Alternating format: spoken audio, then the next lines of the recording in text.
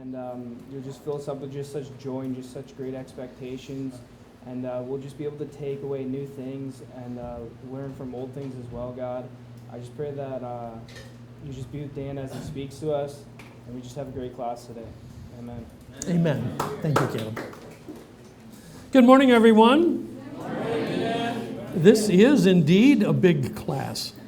I think, other than the day or two that I did a couple of DBSs that were joined together, this is the biggest single class I've seen, so this is cool. If you want any other lurid details about me, you can ask later. We won't do that now, unless Steve wants to tell you something. But one of the nice things about being a history professor and in biblical studies is you get to read such interesting student papers. I had a student a few years ago that wrote an entire paper about human beings, B-E-A-N-S, which is a rather interesting take on the creation story.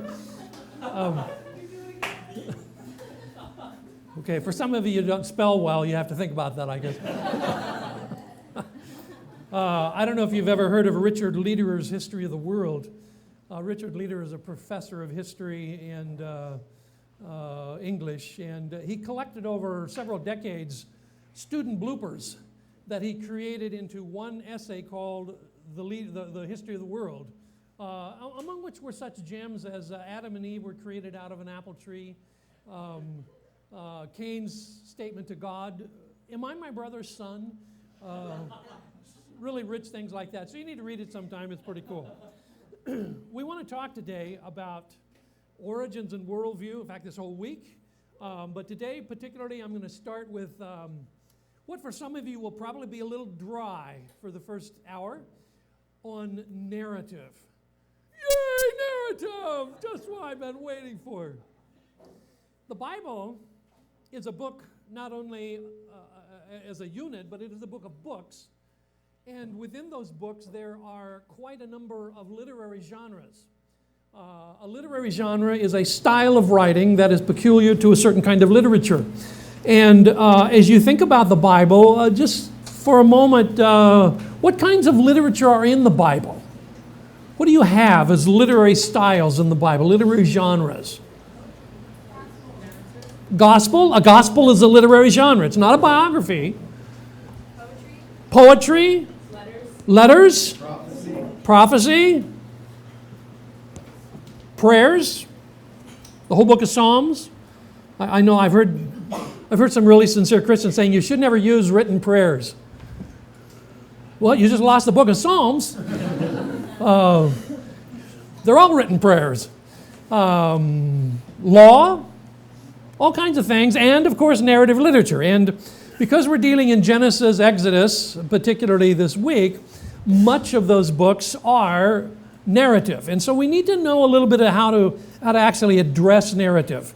Narrative literature has particular peculiarities, uniquenesses that are not true of letters, for instance, not necessarily true of poetry in general. And so we want to talk a little bit about that. There are more narrative sections in the Bible than any other type of genre. Huge amounts of the Bible are written in narrative.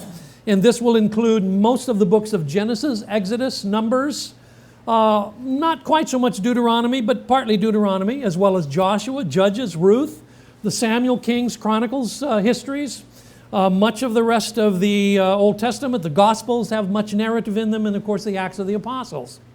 So if you are going to do justice to these parts of the Bible, then you kind of need to know how it works. That's true of any literary genre. If you were reading the political satire called Animal Farm and you'd had no idea what an allegory was, you'd be lost. You'd think it was about a farm with pigs and chickens in it. It's not. It's about communism and socialism and all kinds of other things. So you need to know something about narrative. So that's what we're going to do in this first hour. Narrative is largely made up of stories. And of course, one of the nice things about stories is that they pull you in and make you part of the picture. Stories are not intended just to give you facts that can be listed in bullet points, but they are to help you understand some principles that are embedded within the story itself. Stories often reflect upon what God expects, particularly the biblical narrative. What does God want from us? And as we read the narrative, we get a better idea of what God is trying to do. They explain how God's people were blessed when they trusted Him, and they were disciplined when they disobeyed Him. Narratives shout God's warning to people about behaviors that you ought to avoid. Sometimes you get to the end of a story in the Bible and the bottom line is, don't do this. Or maybe it's positive. Maybe you should do this. But it gives you insight into that. In the New Testament, Paul reflects upon the Old Testament, and this is what he said. These things happened as examples for us so that we might not desire evil as they did. And later in the same chapter, these things happened to them to serve as an example, and they were written down to instruct us. Now, when Paul said that, he's writing about what we call the Old Testament and what the Jews call the Hebrew Bible. By the way, why do the Jews not call it the Old Testament? Because they don't have a new one. So it's just the Hebrew Bible for them. But Paul is reflecting on that. Now, I find that a lot of Christians are a little slow in their appreciation for the Old Testament. For one thing, it's long. It's a little more difficult. And sometimes they would like to sort of set it on the shelf. In fact, back in the 100s AD, there was a certain Christian leader in Rome who decided that we could do very well without the Old Testament. His name was Marcion. And so he created a canon for Christians that did not include the Old Testament. And in fact, it didn't include any of the books in the New Testament that seemed like they were too much like the Old Testament. So he got rid of Matthew, he got rid of Mark, he got rid of John, he got rid of pretty much everything except Luke and Paul, and not all of Paul, and all of the Old Testament. Today, we call that sort of mentality Marcionism, which is this mindset that you can do without the Old Testament. But if you did without the Old Testament, suddenly you would have lost the Bible that was used by Jesus and the apostles. Right? Yeah. So, Paul is very much concerned that we understand that this work of the Old Testament is written, if it wasn't written to us, it is certainly written for us. Okay? So, let's talk about stories, the macro story. Now, if you're a postmodernist, you can leave now because I'm going to talk about the macro story. Postmodernists don't believe in macro story. There is no macro story. Sorry, not John, you can't go. You need to learn this. Okay. The macro story is the big story that tells the big picture about God and His people. And so the Bible itself, the whole Bible, is the macro story, the big story. It tells us how God made the world. It tells us how humans turned against God. It tells us how God chose one man and his family to be the means for bringing humans back to Himself. And that one man was... No, it wasn't Jesus. That's New Testament. Abraham. Abraham. Jesus comes into it because he is the seed of Abraham. Okay? And as Paul says, not many seeds, but one seed, and that seed was Christ. But Abraham is the man where it starts.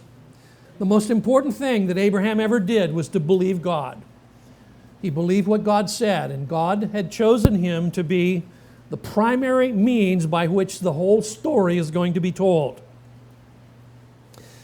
This macro story tells us how that even though Israel was saved by God from slavery in Egypt, His people failed to be faithful to Him. And much of the Old Testament is a story of Israel's failure. So there are some dark sides to the Old Testament.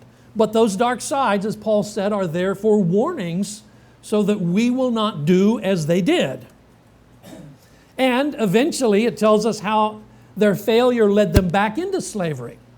When they came out of slavery in what nation? Where were they enslaved? Egypt. When they went back into slavery, where did they end up? Assyria and Babylon. Yes. And so the Old Testament tells us that story.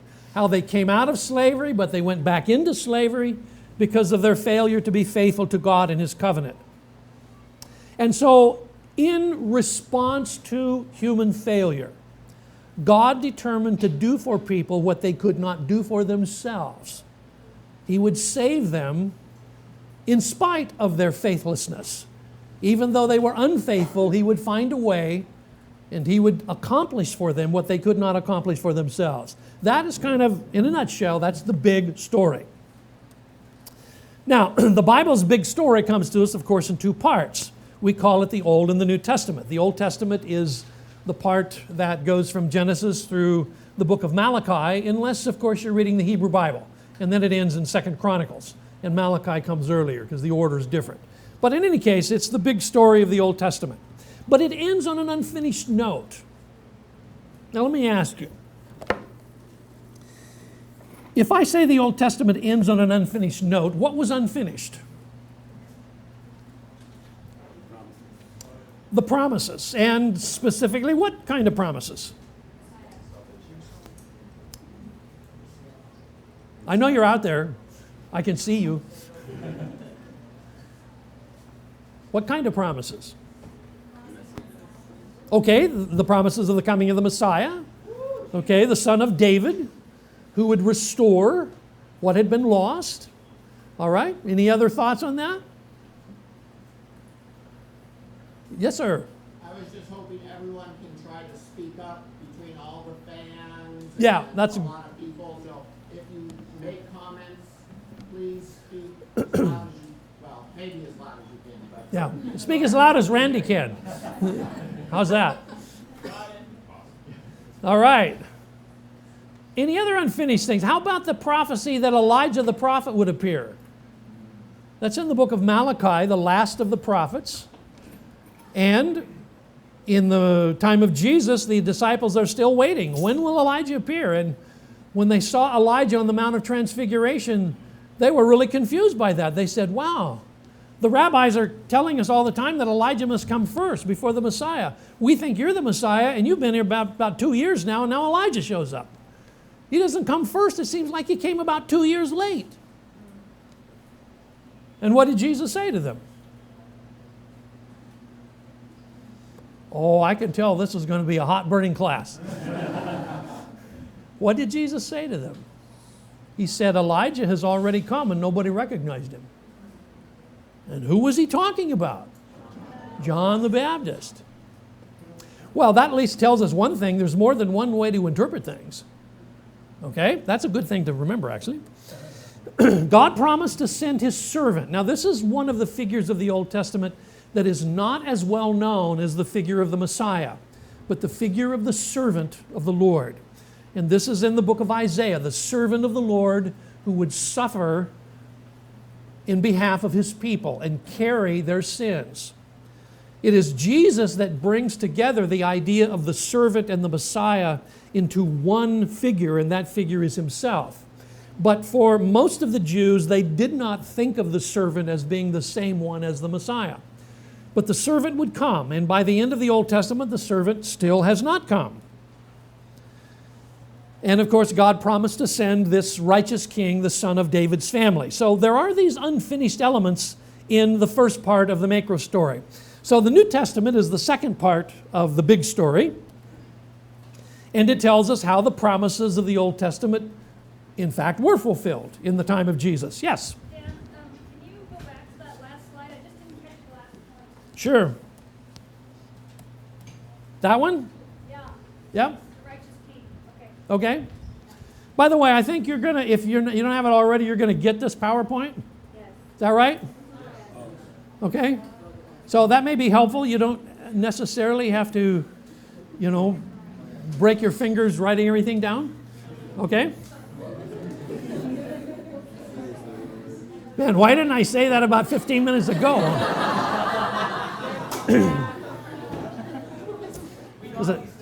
Well, see, I wanted you to appreciate being able to get it. See, now you will appreciate it more.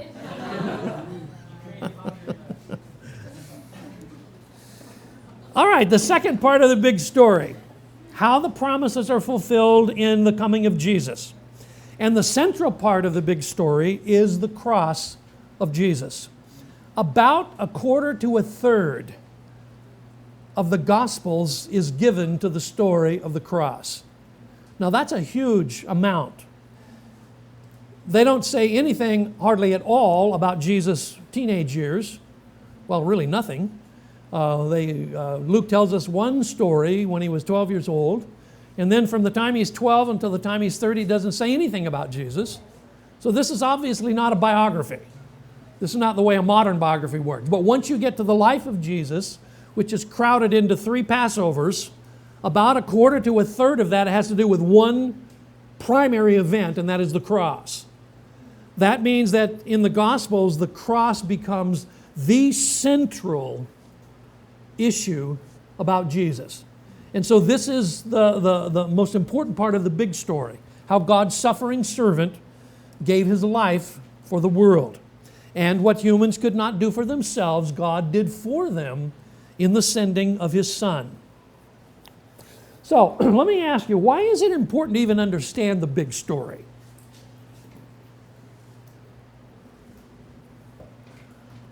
We live in a particular period of time in which postmodernism has so trickled down into the general culture at large that we are almost universally, at least in the Western world, preoccupied with small stories but no big story. Postmodernism doesn't believe in a big story. It just believes in a bunch of little stories. But when you come to the Bible is interested in the big story first, and the little stories feed into that big story. So why is it important to understand this big story? Say it again? Because we're part of it. Because, well, yeah, absolutely. We're part of it. We are definitely part of it, yes. Any other thoughts on that? You see God's work from the beginning to the end. You don't just see pieces, you see the whole. And that's important, because if you don't really understand how the little stories fit into the big story, it's pretty easy to misunderstand the little story too. You will not have any benchmark for the little story if you don't have the big story. And so the big story is really the controlling picture that makes all the little stories have sense, and they fit together into that big story. Okay? Is the New Testament's second part of the big story complete? Okay, I hear some no's. In what sense might it be complete, and in what sense might it not be complete? Are there some things about the second part of the big story that are complete? Yeah, like Messiah has come. Is that what you said? Yeah? How about the death of Jesus once for all? That's a finished kind of statement. It's done. C.S. Lewis once said there are 2 kinds of religions. There's the doing kind and the done kind. Christianity is the done kind. It has been finished. Okay, so there's a sense in which some things are finished, but in what sense is this second part of the story not finished? Okay, there is the coming of the Messiah the second time. That was a new wrinkle for the Jews. The whole idea that the Messiah is going to come the second, what do you mean the second time? We haven't got him here the first time yet. This was a real big issue for them. Yes? We're kind of like in the in-between time. Yeah, we're in the in-between times. Absolutely. Okay, but like it's coming again, so it's like kind of like another pattern.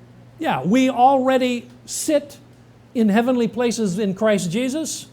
Sort of like we've already gone to heaven and yet we haven't gone yet. Okay, you have what scholars call the already not yet tension or factor of the period in which we live. Okay? So there is still to come the end of this second story. Now, there's a lot of theories about how this second story is going to end. And if you want to read those theories, there are about a third of your Christian bookstores going to be filled with theories about that. They all have one thing in common. So far, they all have been wrong.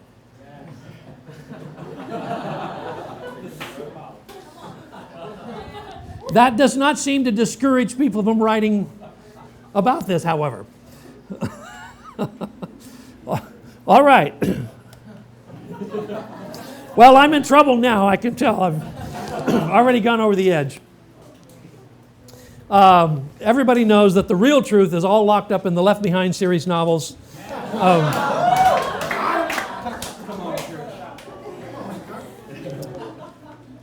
And you don't really want to know my opinion of that, because it might make you upset.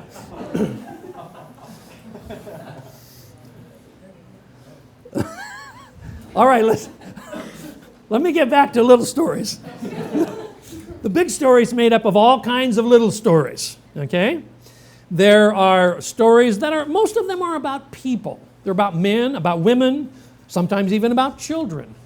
Stories whose lives are important because they contribute to the big story.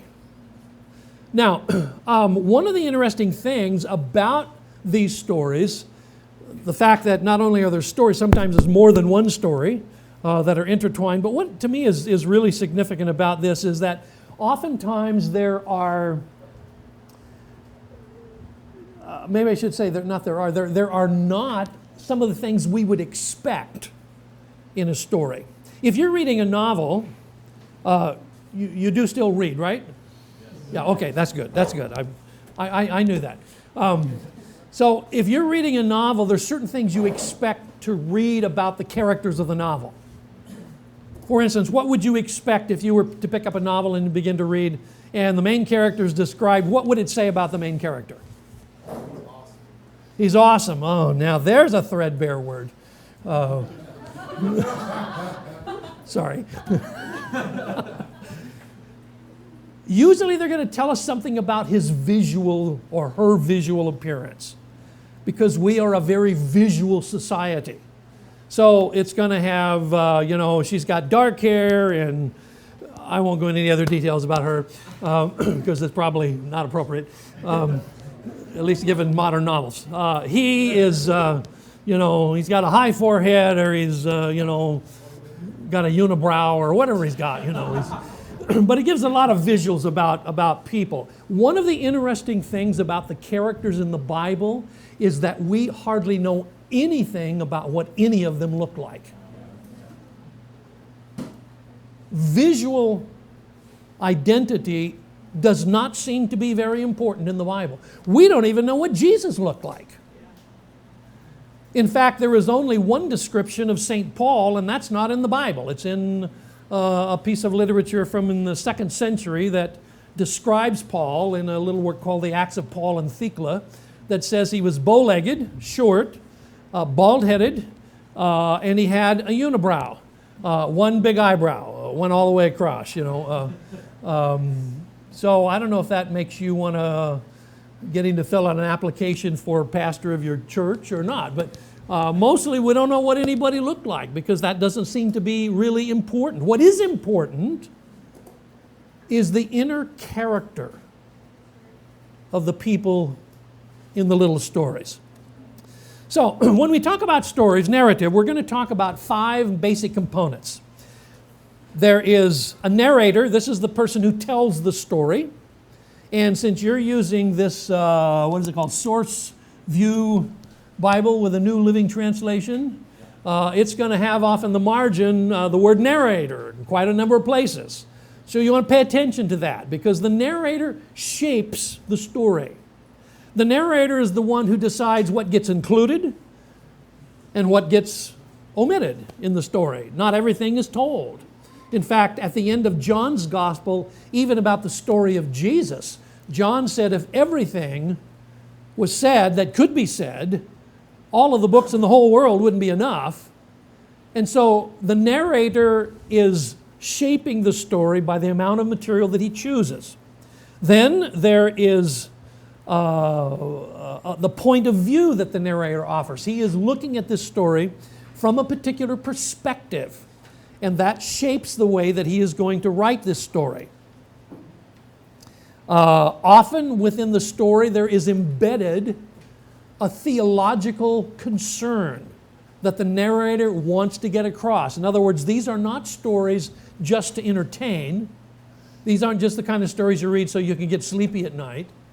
These are stories that have a theological meaning embedded within them, and the narrator is the one who is going to control that kind of thing. Then there is a plot. The plot is like a skeleton, and the story is like the meat on the bones that's stretched out over the skeleton. So every story has a plot. It shows the rise and fall of tension by setting up conflict, sometimes resolving conflict. Sometimes it sets up conflict and then there are impediments to resolving the conflict. How are we going to get around this conflict? And it will set up different ways that show the difficulty of resolving the conflict, but then in the end, there will usually be some kind of resolution to this conflict. Sometimes there are subplots within stories that complicate the larger plot. So there's the big plot, and then there are sometimes smaller plots that are happening within the story. So you need to pay attention to those kinds of things. And then there are the characters, main characters and secondary characters. And as I said, it is not the physical appearance of these characters, but their inward quality of character that drives them and makes them do what they do. Sometimes those inner characteristics are positive, sometimes they're negative.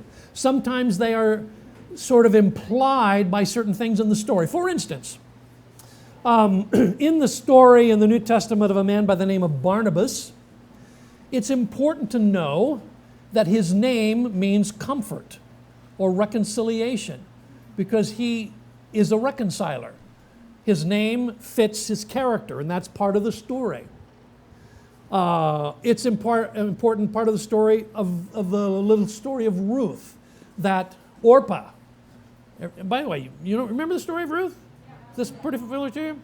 Orpah in Hebrew means back of the neck. And she's the one who turned her back upon Ruth and Naomi and went back to her home. Whereas Ruth's name in Hebrew means friend. So you see those two polarities, back of the neck and friend. Those are embedded in the story. And they say something about the character of the people involved. There's one story in the Old Testament in which one of the characters' name in Hebrew means fool. His name is Naval. I hope no one here is named Naval. Anybody here named Naval? Steve, that's not your middle name? No, that's not. Okay, just thought I'd check. Now your heart is crushed, right? No, I knew it wasn't. Your middle name is Boaz. In him is strength. Okay, there you go. And in the story about Naval, it says he was well named. My wife's name is Abigail. Oh, well, that's a good one. That's sort of the opposite side of Naval because that's his wife. That should be my name. No, well, you get to be David. You get to be David, see, when Abigail married David. So you don't want to be Naval because the Bible is really clear. His name was Fool and he was well named. It says so right in the Bible. He was just a real jerk. There's no Hebrew word for jerk, but Naval comes close. There is a scene. Now, often scenes change, kind of like the scenes in a play. And so you move between scenes and you see different aspects of the development of the story because of the scenes. Sometimes the scenes may be familiar to you, sometimes they might not, but they kind of pull you into the story. And some of the scenes are really fascinating the way it does it, the way the biblical story does it. For instance, going back to the book of Ruth, you start with the scene of two widowed daughter-in-laws and their mother-in-law in a mountain pass, trying to decide whether they're going to go with her or not. It's a very vivid, picturesque kind of scene. Then you have the scene of Ruth gleaning in the fields of Boaz. That's a different kind of scene. And then you have the really famous scene of Boaz sleeping by the grain pile on the threshing floor. And while he is asleep, this young woman comes up and lays down beside him, and he wakes up in the middle of the night and says, "Behold, a woman," which leads to other interesting things, which we won't go into. You'll get to those in a later story. But all of those scenes, and then you have the scene of Boaz in the city gate, in which he takes a guy's shoe. The guy gives up his shoe and gives it to Boaz. And if you don't know what all that's about, you'll get to it before this class is over in the next several weeks. But all of these are scenes that help us compartmentalize the different parts of the story. They change throughout the story. It lets you follow the sequence. And then there is dialogue. These would be the speeches that happen within the narrative. And the dialogue helps us to understand the character of the main people in the story, the plot of the story. Sometimes they give clues about the values of the character. So we're going to take a look at that in just a minute. We're going to unpack one of the micro stories of the book of Genesis. I think just about everybody knows the story, at least the basic bare bones facts of the story of Cain and Abel, right? The two sons of Adam and Eve, Cain and Abel. So let's unpack that in these 5 ways, starting with the narrator. Who is the narrator of the story? And, well, you can look in your New Living Translation. It may not be as helpful right there as you think it might, but who is the narrator? Who do you think is the narrator? Moses, okay. Well, probably. Moses is the one, traditionally at least, who wrote this down. Actually, the book of Genesis doesn't say who wrote it, but we, based on tradition, assume that it belongs to Moses, the books of Moses. So if Moses is the narrator, then he is shaping this material. All right? And what is the plot? What is this skeleton upon which the story is stretched? What is the plot of the story? You can venture a guess. You will not be beheaded at sunrise if you're wrong. Maybe at sunset. What is the plot? This is the time where you engage. You say to your brain, it is time to engage. We have a direct question. It begins with the birth, okay. And this may not be known to you, but at their birth they are named Cain and Abel, okay, from which we get Cain and Abel in English. But those words in Hebrew have meanings. Cain means acquired. And this is why Eve will say, I have acquired a son from the Lord. Hevel is the Hebrew word for mist or vapor. In fact, it is the same word in Hebrew that is used in the book of Ecclesiastes, which says everything is vapor or everything is meaningless.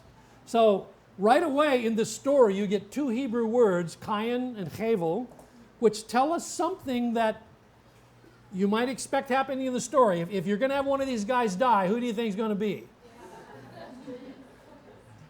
It's going to be the vapor guy, right? He's not going to last long. That's sort of like in the story of Ruth. Her 2 sons, the 2 sons of Naomi, are called sickness and disease in Hebrew. And you're not too surprised when they both die pretty early, you know. It just kind of works that way. So Cain and Hevel, 2 characters in the story. The plot now, beginning with their birth, continues as what? What is the plot? These kids are going to grow up. It doesn't tell us anything about them growing up, but it does tell us something. They are going to be involved in some kind of worship, ritual worship, offering sacrifice.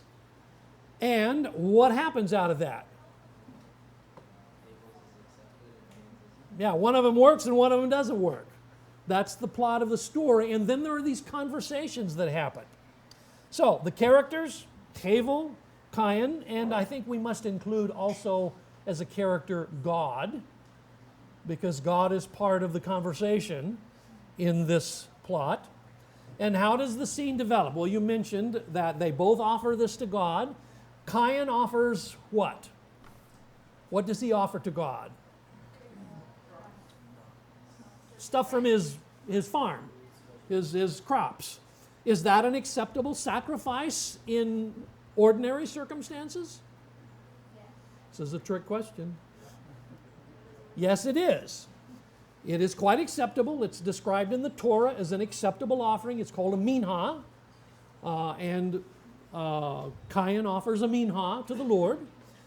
Hevel, on the other hand, offers what? Livestock, something from his flock. So they both offer what technically could be considered legitimate offerings.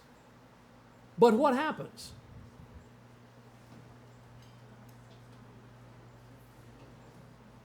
What happens? Does God accept them both and say, okay, you guys are both good to go, check you off? No.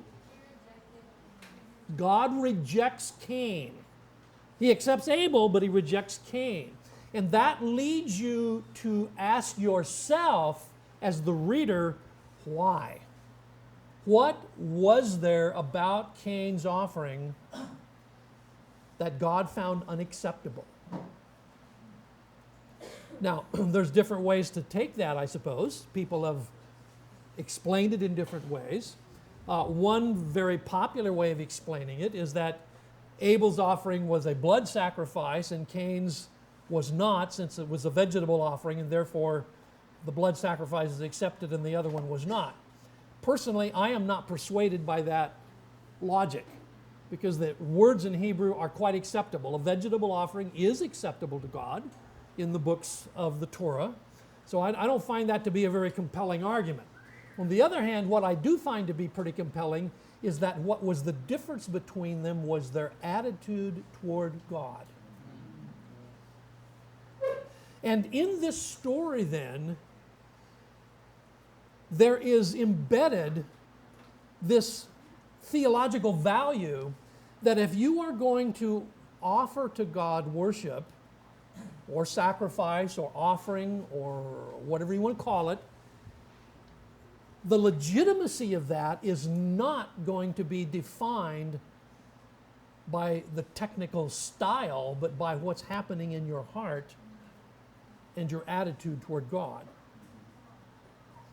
Do you think that's valid theology? I think it is. And I think it's embedded in this story. And even in the 21st century, when there are a multiplicity of worship forms, and all of you come from different kinds of congregations. Any Lutherans here? Not a single Lutheran? Oh, no. Oh, you got one? Okay. Quasi-Lutheran? Grew up a Lutheran. Okay, well, I guess we'll have to let that go. I want to ask you which synod. Any Presbyterians here? Got to be some from Korea at least. Okay, great. How about Anglicans? Oh, gee, I'm the only Anglican here? Okay, well, all right.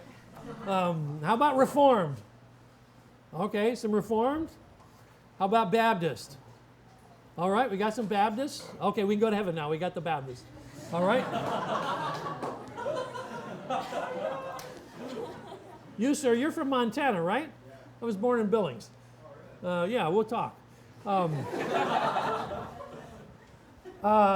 You get all of this kind of thing, and then besides that, you have YWAM worship, which is entirely different than any of the other branches we've talked about. Now, what makes for genuine, authentic worship? Is it your style? Or is it something deeper? I think the story of Cain and Hevel tell us that it's something deeper. And it's really more important that that deeper side of things is understood than paying undue amount of attention to the stylistic features that are on the surface. Do you see how these stories work so that you're dealing with a narrator, you're dealing with plot, you're dealing with characters, you're dealing with the inner character of the story, and you're dealing with scenes. All of these things fit in to make the story a story. So, now let me stop and see if you have any questions for me. Yes, sir. Drew. Yes, sir. I'm just trying to see, where do you see his attitude reflected in? I see his attitude reflected in the conversation in which God and Cain have a conversation. And he immediately offers, he's eventually going to murder his brother, of course, but even before that, his face is downcast. He is ticked off at God. Okay? And that leads him to kill his brother. And when he's sort of called to account for his brother, he says, "Am I my brother's son?" No, I mean, am I my brother's keeper? Okay? Okay, so I think it's reflected in that conversation. It's not always stated specifically, and that's part of the character of story, is that story doesn't always state specifically what you're to get out of it. You're supposed to get that out of it yourself as you read it. Yo. And the Hebrew author also affirms Abel's sacrifice was made by faith. Yes. Also Yes. Later then, as Yo said, in the New Testament, in the letter to the Hebrews, it says God accepted Abel's sacrifice by faith. By faith he offered unto God a more acceptable sacrifice than Cain, which implies that Cain's sacrifice was not made in faith. Okay? So, good question. All questions are fair. There are no bad questions. There are bad answers. I will try to avoid those if I can. Okay? Yes? I have a comment. Yeah, absolutely. I think that it's valuable, the fact that understanding how to read a narrative and understanding that there is something that's being said, not always deliberate, but being in the story, is how you understand that it's beyond just what they are. He just shared with us that it's about a character. They're trying to, the story is revealing something about the characters of the people and their heart and Yeah. how they do things. And so sometimes maybe we need to actually pay a little bit more attention to Yeah. what is the story actually saying Yes. about the characters and what is it revealing. I think that's exactly right. Often we tend to read the stories in the Bible like we did when we were 8 years old. When we are 8 years old, you're not getting into character discussion, you're just reading the story. But you need to ramp up from that. These stories are not just entertainment stories. These are stories that have theological meaning, and that's what you're after. Okay? All right. Having said that, now we're going to start the book of Genesis, and we won't finish that today, but we will get through quite a bit of it today, at least the early part. And I want to start with what is called the prehistory of Genesis, or the prehistory of Israel, prehistory of Israel. In Richard's Leader's History of the World, one of the students actually said the book of Genesis was Guinness's, kind of like the beer, the book of Guinness's. So we know where he was reading when he came across that passage. He was down at Smitty's bar or something. Now, if the book of Genesis was part of what was delivered to the people of Israel by Moses, which is generally the way we understand the book of Genesis, then you need to think of the book of Genesis as being in the midpoint of something where you're looking both backward as well as forward. I think that's a really important idea. It's not as though we are starting with an observer who's telling us about Adam just as it happened. We're starting with someone hundreds of years later who's looking backward at Adam and what happened, and is looking forward to what is going to happen as the people of Israel come out of Egypt and head toward the land of Canaan. And so it's important that you have this idea of both a backward and a forward look. So it is a rehearsal of the ancient traditions that happened prior to the bondage in Egypt, and it includes how the universe happened, came to be, how God chose Abraham, all that sort of thing. But then it's going to look forward to what will happen to this nation in the future. This is the beginning of what we can call sacred history. Now, sacred history is different than secular history because it has different values, it has different emphases. Sacred history is history from God's viewpoint. Secular history is history from the human viewpoint. Some of the things that seem really important to secular history, the Bible doesn't even talk about. And by the same token, much of what the Bible actually does talk about in terms of history, secular history doesn't seem to think it's that important. So you have to keep that in mind, that this is a sacred history, and the book of Genesis introduces this concept. In Egypt, how long did the Israelites live there in slavery? About 4 centuries. That's a long time. If you go back to the year 1616, what was happening? I don't know. I wasn't there. Can you even think of anything that happened in the 1600s?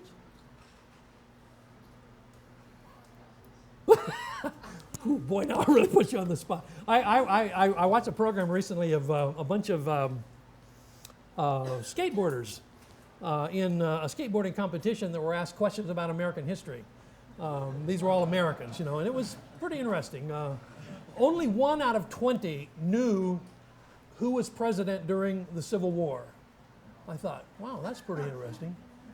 One of them was asked, who was the president of the United States during World War II? One of them says, wow, that's a good question. Winston Churchill. No, don't tell me. Okay. Where was I? Oh, yeah. This 400 years that they're in bondage. How much of the culture of Egypt do you suppose that the Israelites may have absorbed in 400 years? Wouldn't you say a fair amount? I mean, you can live in, Arizona for 4 years and absorb a fair amount. And that would be true of any place in the world you want to talk about. If I moved to Seoul, Korea, and lived there for the next 10 years, I would be a different person than when I first came. I would have absorbed much of the culture of that city and that nation. So the Israelites being in Egypt for 400 years, they had absorbed almost certainly a good deal of Egyptian culture. In fact, someone once said, and I think it's probably a pithy but a true statement, that it was one thing to take Israel out of Egypt, and it was quite another thing to take Egypt out of Israel. If you understand what I'm saying, the cultural aspect. So the Egyptians had all kinds of cultural identity, they had cultural mythologies, and Moses needs to address this with the people that he's bringing into the land of Canaan. Furthermore, as they go into the land of Canaan, they are going to meet head-on into another set of cultural identities, which are Canaanite and Mesopotamian, which is over to the east side of Canaan. And so they're going to deal with these kinds of things, and the book of Genesis, in many ways, is a way of dealing with Israel's confrontation with different cultures.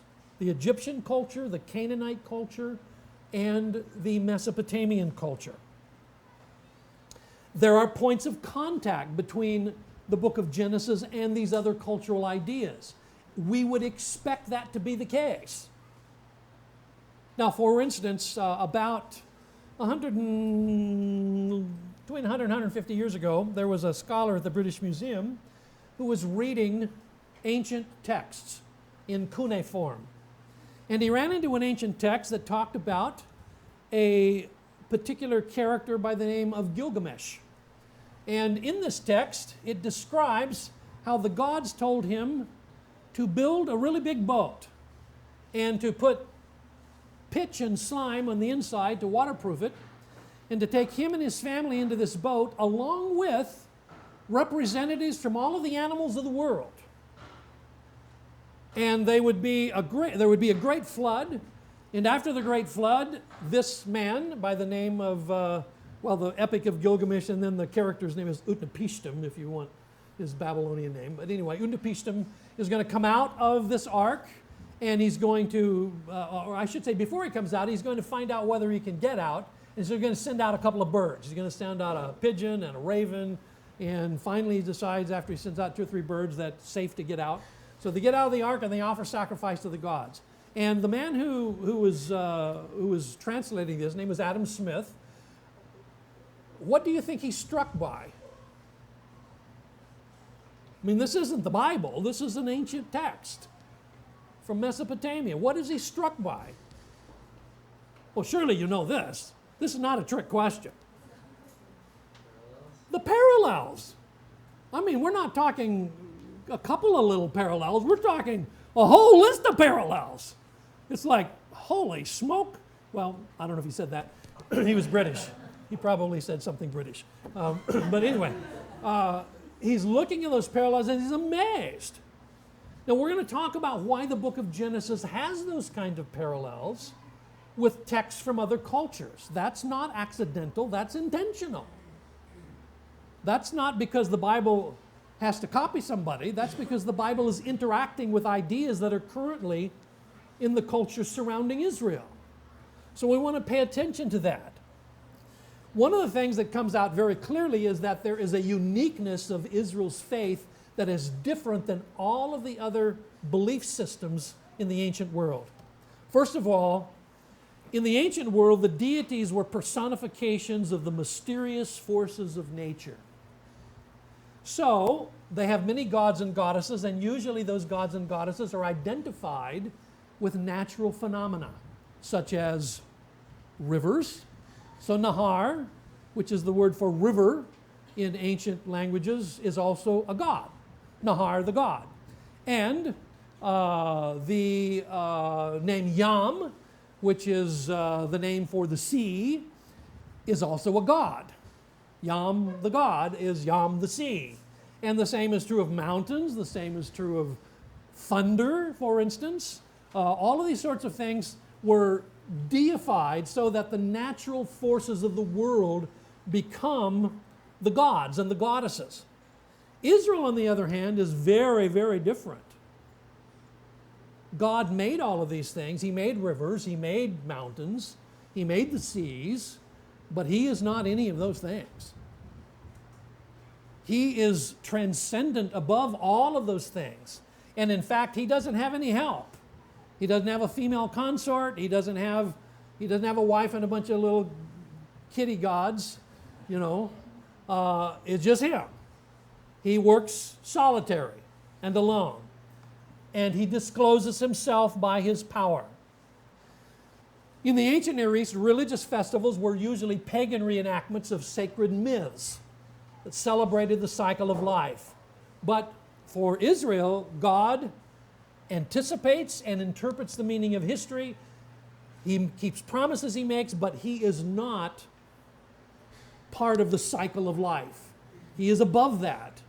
He rules over all. National histories in most of the ancient Near Eastern societies existed to exalt the kings. Have you ever read an Egyptian monarch's story about how he failed? None of them failed. They were all entirely successful. They won all the wars. They beat up all their enemies. Everybody was happy and prosperous under their reign. It was just wonderful. When you read Israel's story, is there failure? Man, it's everywhere. They're always falling off the wagon. They just can't seem to get it together. And so the biblical picture of Israel is a very realistic picture of human life, whereas often in the histories of other cultures they are enhanced and sort of glorified pictures of life. So you have these basic differences between the way that other people told history and the way that God's story of history happens. Now, everybody take a deep breath. Are you ready for a break? I think you are. Let's take a break and we'll come back to this in the next hour.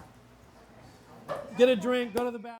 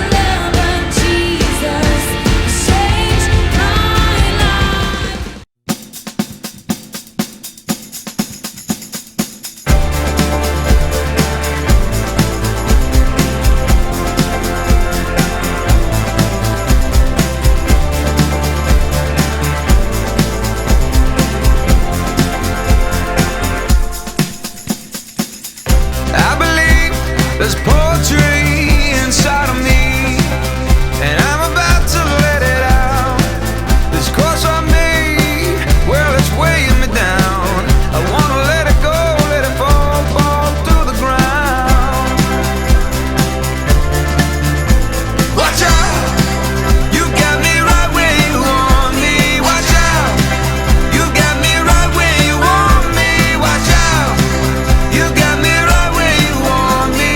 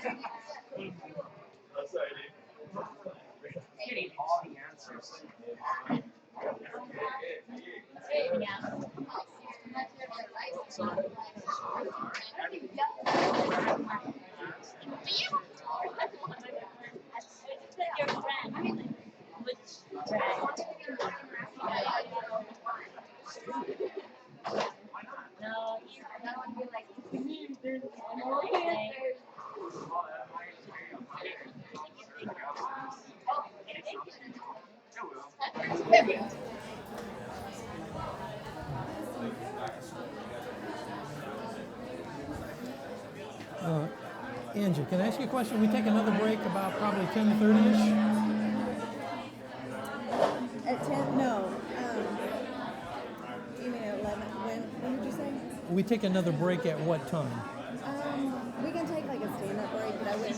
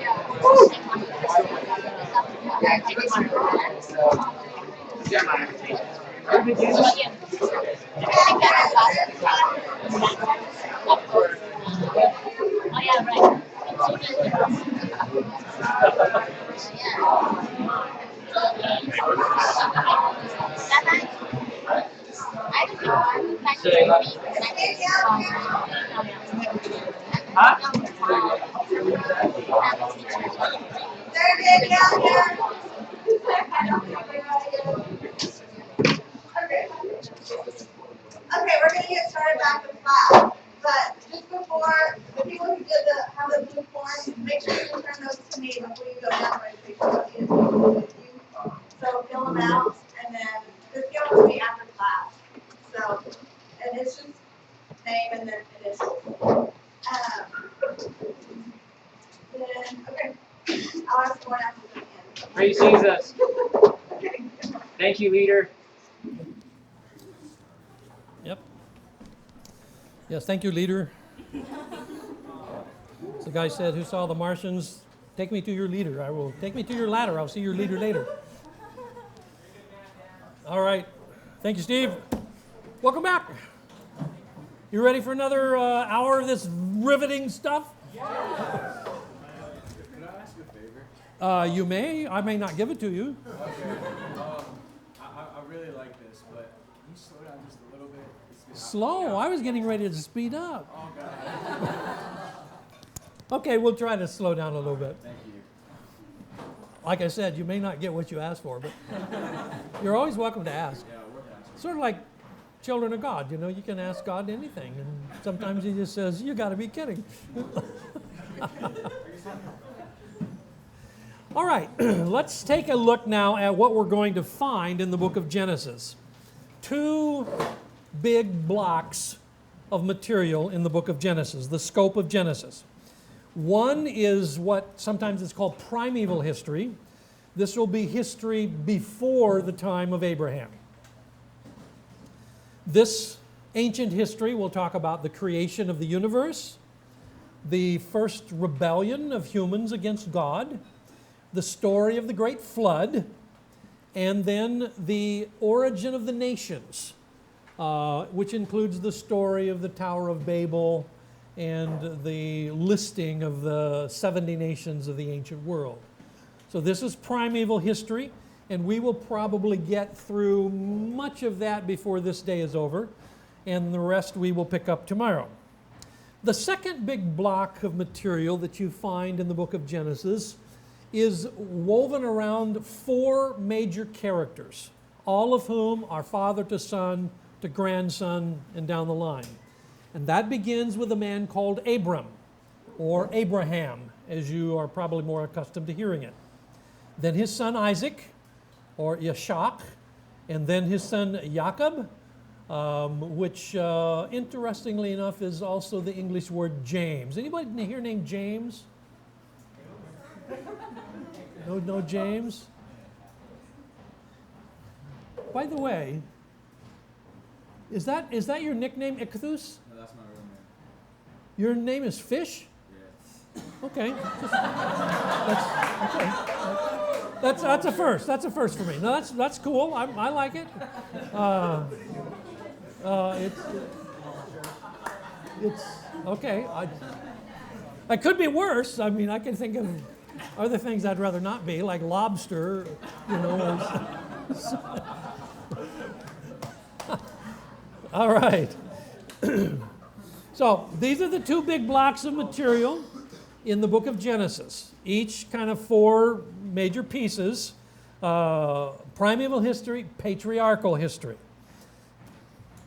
Now, when we start looking at primeval history, this is the first 11 chapters of the book of Genesis, and I think when we look at this, you need to think of what I call horizons, three ways of looking at this material, because this is the very earliest material in the Bible, and it is much of it in the period that at least we would call prehistoric.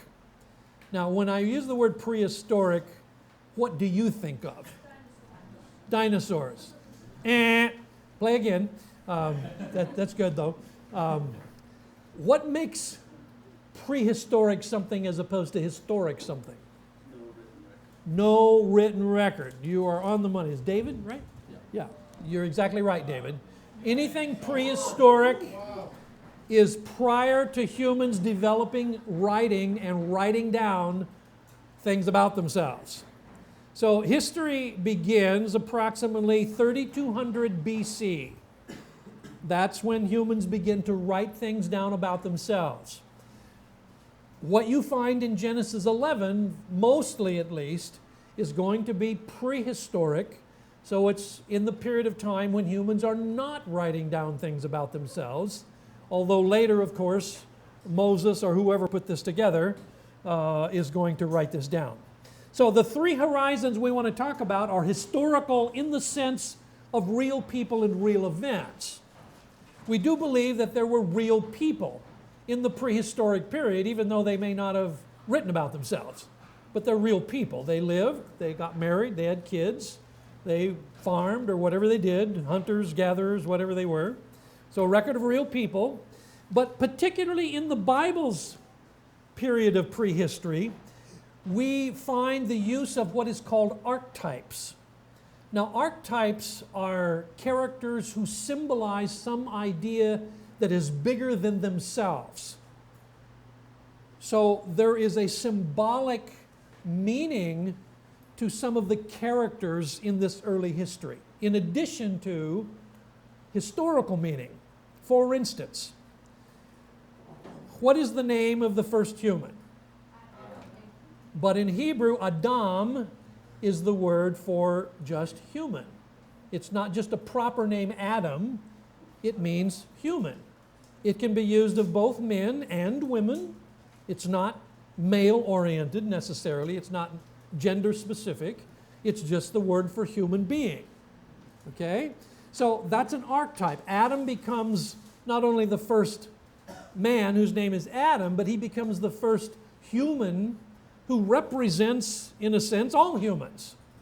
Okay? The same would be true of some other names, and we'll talk about those. The third horizon is apologetic.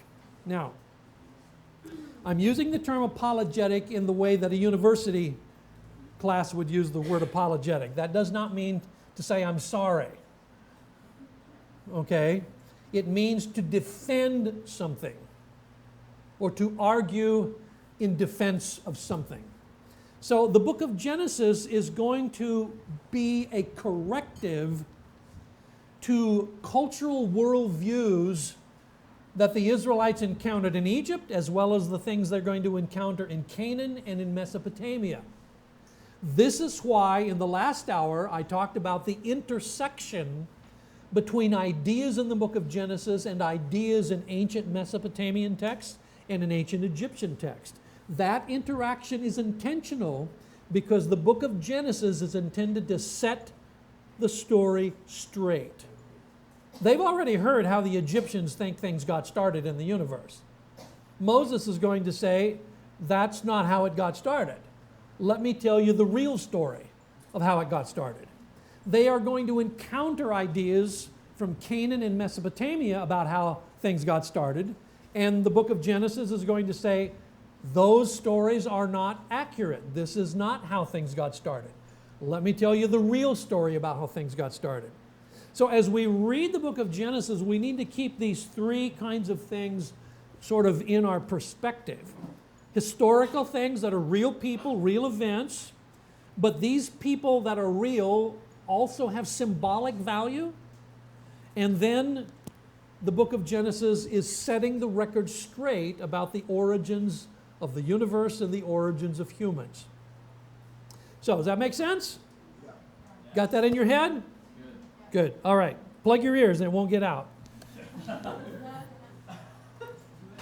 Now, one of the things that I think is really important, and that is that the accounts in Genesis were written not... Is that a negative comment? Did somebody go... Okay, that's something else. Sorry. That wasn't a human sound, was it? That was a scrape on the floor. All right. That's good. I feel better now. I was going to be crushed. I was going to, oh no, somebody's... Okay. The accounts in Genesis were not written to address modern questions of science and philosophy. Now, a lot of people try to make it answer those questions, but it is limited in what it can offer to those questions because that's not what it's trying to say. It is trying to talk about ancient questions that face the Israelites coming out of Egypt, not modern questions that face you when you're coming out of the University of Toledo. So you need to keep that straight because often we try to squeeze out of the text of Genesis things that it's not trying to tell us. And that can be a rather dangerous thing because that can lead you to a lot of unwarranted conclusions. So, only a limited amount of information might be available in regard to modern questions. Now, we are going to talk about some of the modern questions that happen and what we can say about those, but we just need to remember that Genesis is not, in fact, intended toward those questions. For the most part, the narratives in Genesis need to be viewed against the culture of the ancient Near East. Now, I'm going to use that term ancient Near East a number of times, so we better know what we're talking about. What is the ancient Near East? It's a geographical area comprised of that map right there. It's going to be Palestine, Mesopotamia, Palestine, Egypt. Go through that again. Start with Mesopotamia. No, there, yeah, by the Persian Gulf. Right up through the two rivers called the Tigris and Euphrates, called the Fertile Crescent, down through Palestine or Canaan, and then into the delta area of Egypt, which is called Lower Egypt. And then that little triangle space right there is the Sinai Peninsula. This is the area that makes up the ancient Near East. And these are the lands with which we are primarily concerned in the book of Genesis. You all did good in geography, right? No, well, okay. You got time for a story? Yes. Okay. Yeah, come on. Here we go. A few months ago, my wife and I are having breakfast at this little diner near where we live. And so the gal serving us was a college girl from one of the universities in Detroit. And we'd gotten in conversation with her, and she was really ticked off because her GPS failed in her phone. And she got lost on the east side of Detroit, and it took her a long time to figure out where she was and how to get home because her GPS wasn't working.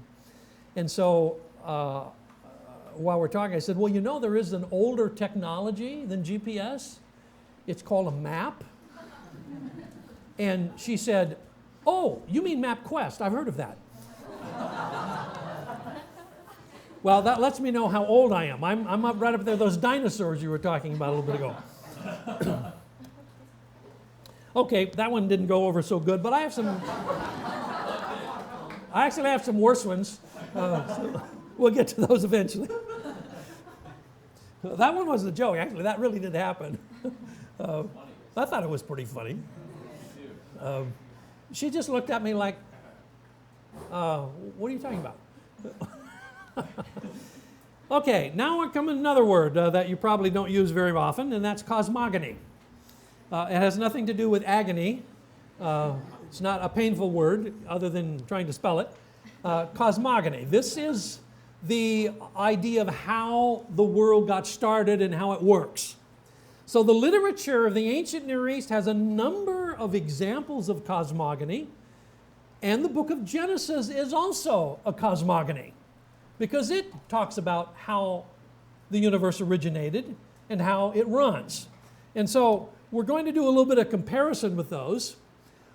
Basically, cosmogony seeks to address two major questions. How did the universe come to exist? Do you think ancient people worried about that? Actually, they did worry about it. They worried about it considerably and wrote extensively about it, how the universe came to exist. This was important to them. We might think it wouldn't be important. I mean, we might think what was important to them was lunch, you know, but they actually were worried about questions like that. So how did the universe come to exist, and for what does it exist? Not only how did it get here, but why is it here? Now, is that the sort of thing that you think about at night when you're watching the sunset? Why is it here? Maybe not, huh? That's an existential question. And existentialism is probably not maybe your pastime. You're all looking at me like, huh? Huh? You gotta be kidding me. I thought we were studying the Bible, for crying out loud. Okay.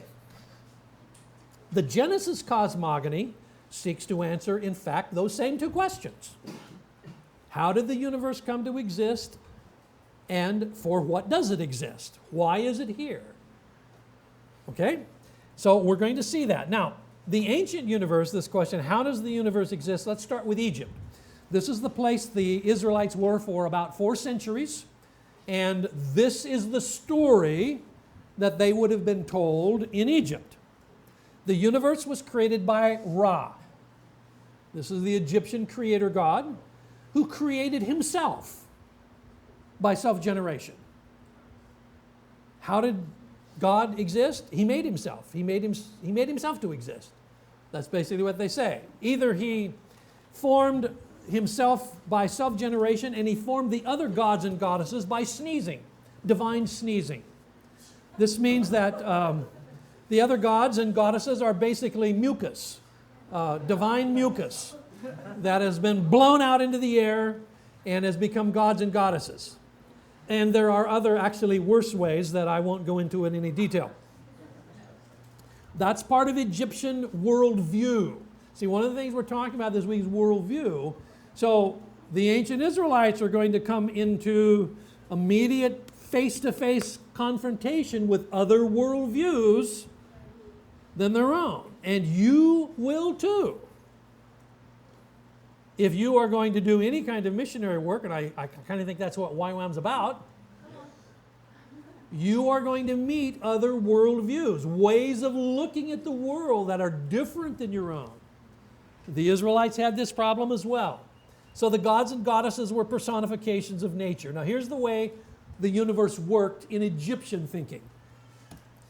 It had an upper plate called the Nut, or what we would call the heavens. They understood the sky to be one big flat sort of inside bowl surface called the Nut. And then below that there was air. They had some concept of air.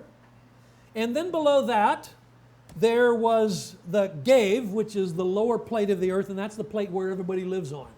They were part of what today we might call the Flat Earth Society. They believed in a flat world and that you could get to the edge of it and fall off. So stay away from the edge, like little kids, don't go near the edge. Okay, then below the plate of the earth where we all live, there is the primeval waters. They believed that the dirt part of the earth, the land part, was like a big island that was floating in the primordial sea called the Noon. And then below that, there was Naunet, which is the forces of chaos. And the forces of chaos are always threatening to break up through the surface and create problems. And so magic is primarily the way that you control the chaotic forces. You find ways of magical incantations and various kinds of rituals which protect you from the chaos that's always threatening to erupt. One of the interesting things about this way of looking at the world is it seems to remind me a lot of the way that a lot of science fiction is written in the 21st century. They have a lot of ideas of chaos that is sort of underlying. I mean, it's not quite as maybe primitive as this, but it's still pretty much along the same kind of order. A lot of the same kind of ideas are there. So this is the ancient Egyptian way of talking about the way the world existed. Any questions about that? Okay? You are free to ask questions. Yep. It's not a question, but you can see how the creation passages talk like with the water and chaos Yes. and the order. Yes. You do see points of contact Yeah. between the Genesis account and the Egyptian way of looking at things. The Genesis account is not the same as this, but it does interact with this. And that would only be natural. Why wouldn't it interact with it? This is the worldview that they've been exposed to for 4 centuries. You would expect the book of Genesis to interact with that kind of worldview. Okay? All right, now that's Egypt. So back over here on our map. Woo-hoo. Yeah, there you go. Sorry. Yeah, okay, now Egypt, this is where we're talking about Egypt, the Delta area. Now we're going to move to Mesopotamia. Over here, the land between the rivers, kind of on the other side of Canaan, but a lot of ideas from Mesopotamia went around the Fertile Crescent and ended up in Canaan. So we're going to meet those ideas. Yeah, okay, good, excellent. Thank you. Here is an ancient text. It's in the British Museum in London. If you ever get to London, you can go see it. You've seen it? Yep, okay. This is called Enuma Elish. Enuma Elish is the first 2 words in this document, which is the way that ancient texts were titled. They were usually titled by their first words. And guess what? That is also true for the first 5 books of the Bible. Their ancient titles are the first words. What we call Genesis, the ancient title is Bereshit, which is the first word in the book. Bereshit means in the beginning. And if you're looking at, say, Deuteronomy, the title of Deuteronomy was Ha'ela Hadavarim, which means these are the words. And that's the way the book starts, with that phrase, these are the words. So there's this common ground. And so this tablet, Enuma Elish, is one way of explaining the universe and how it began according to the Mesopotamians. Here, creation was a war between the gods. More like Star Wars, I suppose. A conflict between the gods and goddesses. And Marduk, the god of order, fought Tiamat, the goddess of chaos. Now, once again, you see the prominence of this idea of chaos, because almost everybody in the ancient world knew that all kinds of things happened that disrupted their lives that they couldn't explain. Some of it were natural phenomena like floods or famines, but things that they couldn't explain, and so they explained it by chaos. There's some force, sort of like Star Wars, some force in the universe that erupts from time to time and creates havoc in our lives. That's the force of chaos. Their way of talking about it was Marduk, the god of order, fought against Tiamat, the god of chaos, and he defeated her and split her body. Tiamat probably, in the Mesopotamian view, looked a little bit like Jabba the Hutt. Kind of a big reptilian kind of monster. He split her body, and he put half of her body on the top. That becomes the sky. The other half of her body he puts as the earth, and we live on that half. And so Tiamat has been killed, but the forces of chaos are still threatening. And humans then are created out of the blood of one of the gods that was killed, a god by the name of Kingu. So you are, I guess you are blood brothers in some sense, at least the Mesopotamian viewpoint. Okay? So that's the way the Mesopotamians thought about the origins of things. How different is that from the book of Genesis? Hugely different. Hugely different. There are some points of contact, but very, very different. And as far as how the universe existed in Canaan, this is the place where the Israelites are going to end up and live. They had myths that focus not so much on origins as much as on how it operates. They were concerned about how it operates. And the gods, in their viewpoint, were not the greatest power. What was the greatest power was magic, because you could use magic to control the gods. And anytime you can control the gods are not at the top. Magic is at the top. And so in the Canaanite way of thinking, you could use rituals, various ritualistic actions that would control the actions of the gods, which in turn would control the actions of nature.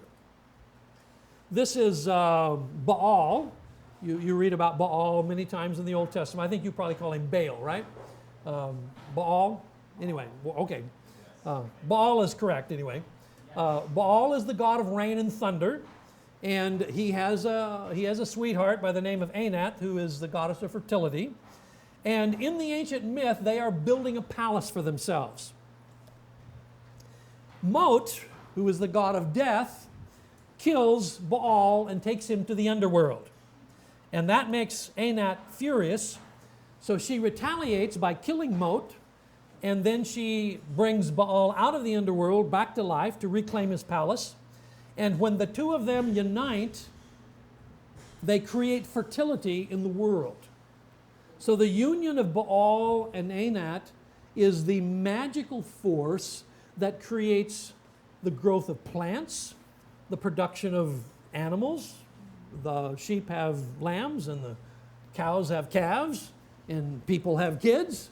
All of this is really related to the magical force of ritualistically getting Baal and Anat to mate. And one of the reasons that this was such a vivid picture is that the magic that you used to get this to happen was sacred prostitution.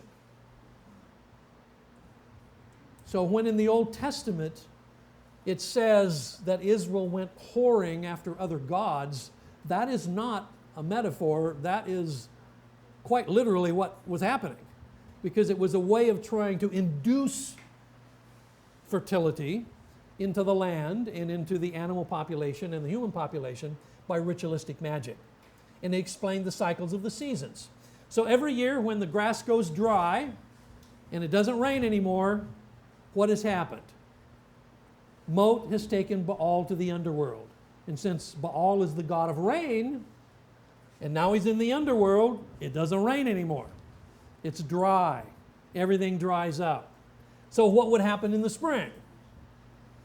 Anat would rescue Baal from the underworld, bring him up to the top, and now everything starts to grow again, it starts to rain again.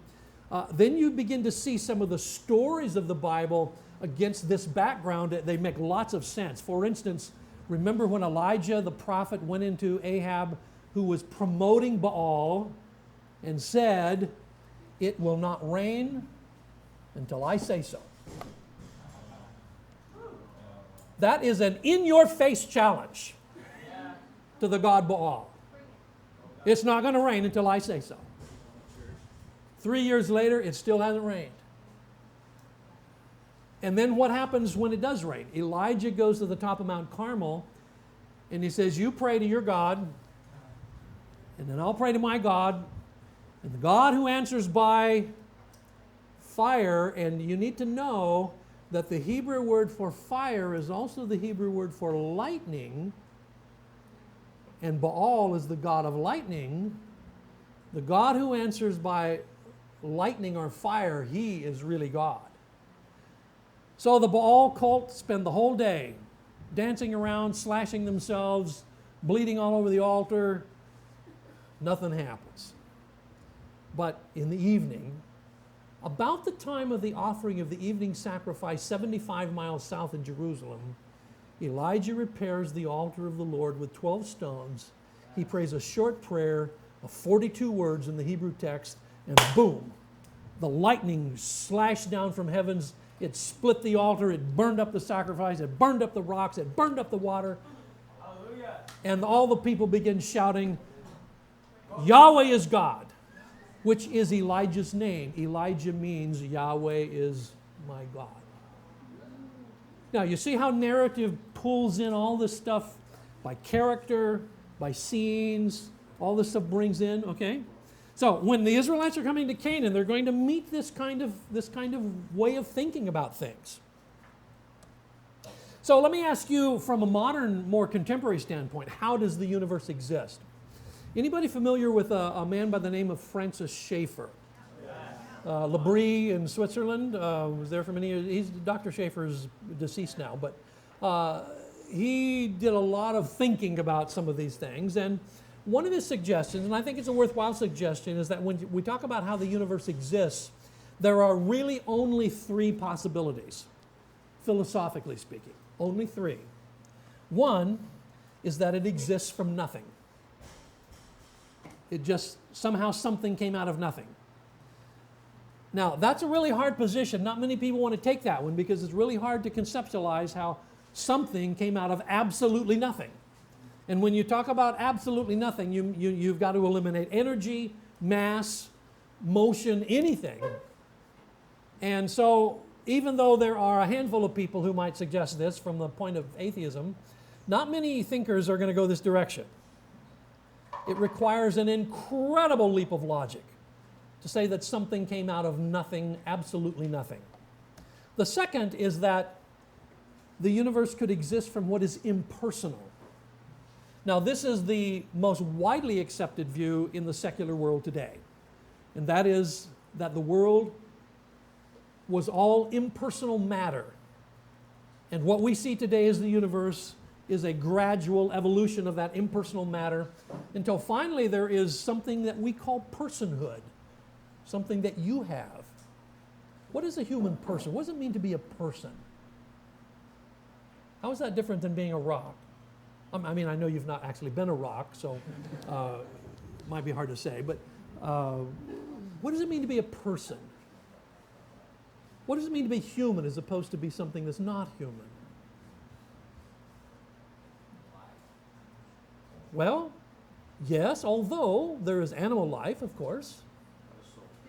Soul, and what is soul? That's that mysterious something we call soul, and we sometimes have a hard time defining it. What belongs to being a human that does not belong to being, say, a dog? Free will? Maybe. Certainly the idea of being able to plan rather elaborate plans into the future and carry them out to some degree. How about self-contemplation?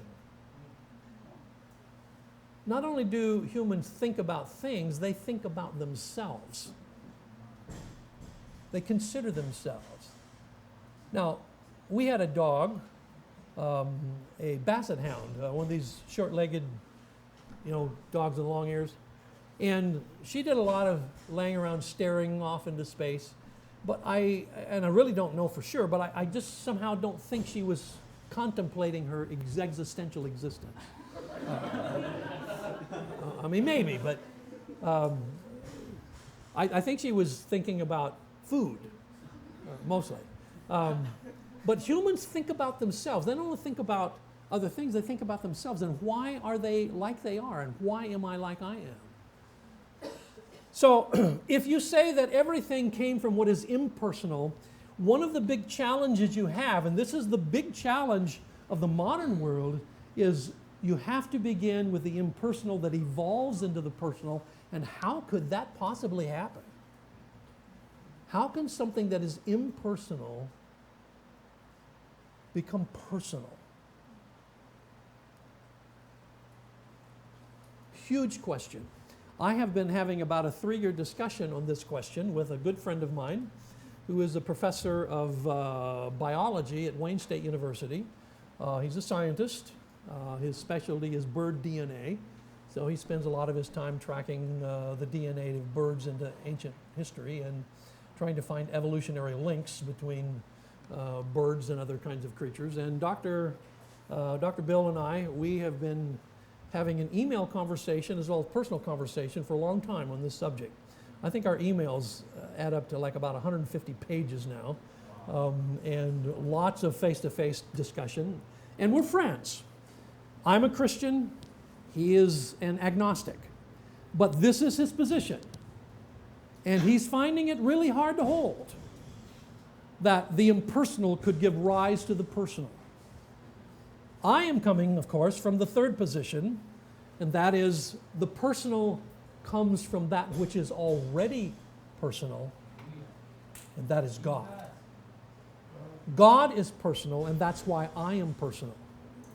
I have not simply evolved out of impersonal matter, but I am the direct creation of a personal God who invested me with His own image. And because I am in His image, I have personhood. So, can you think of any other possibilities philosophically other than these? Dr. Schaefer said these are the three. There aren't any others. And I think he's probably right about that. I think these are the three. Either nothing, or that which is impersonal, or, as Christians, that which is personal. If there is one thing that the book of Genesis describes, it is the personhood of God. God is not just something, God is someone. The book of Genesis is not about may the force be with you. It is about the one personal God who created humans in His own image. So, those are your choices. Either I and nothing, or I and it, or I and thou. And when I use the word thou, I can only use that of something that is personal, someone that is personal. Thou. All right, any questions about that? Does that make sense to you? Okay. Now see, this is a little bit different than just a lot of the way you probably read Genesis. It's trying to get you under the skin of Genesis at a more profound level. So the Genesis account is an apologia. It is a defense, if you will, in view of other ancient Near Eastern cosmogonies. It says that Yahweh alone is the creator. He does not have a wife. He doesn't have kids. He is one God. The celestial bodies are not gods and goddesses. Orion is not a goddess. The different bodies of the heavens are not goddesses or gods. They're just simply things that God made. And the creation of humans was not an afterthought. In fact, the creation of humans was the climax of everything that God had made. Because as God starts creating, and you've been reading the book of Genesis, what does he say after every one of those creation events? It was good, and at the end, it was very good, until he comes to the human, and he creates the human first of all by himself, and that's the first time he says something is not good. It is not good for this human to be alone. And so he needs a partner that corresponds to him. That will be good. And that is the creation of the man and the woman. By the way, here's I told this one to John earlier, so he's waiting for it. Yes. This is my joke, and all of the women, all the women are going to like this. Okay? Here's my joke. What did God say after he created Adam? I think I could do better.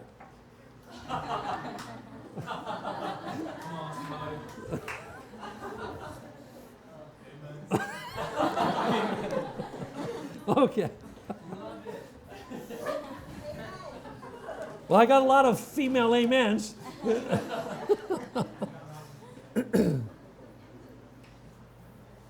So I don't know if you've ever thought about how ancient people might have accounted for the existence of the universe.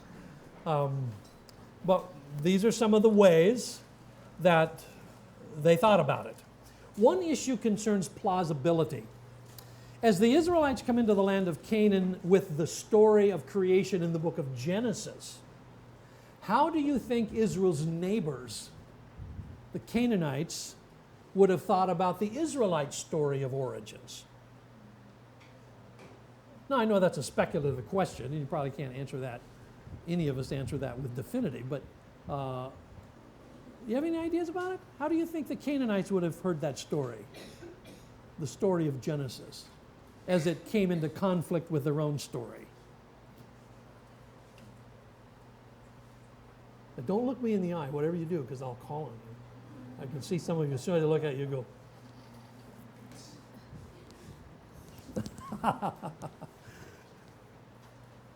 Do you have any idea?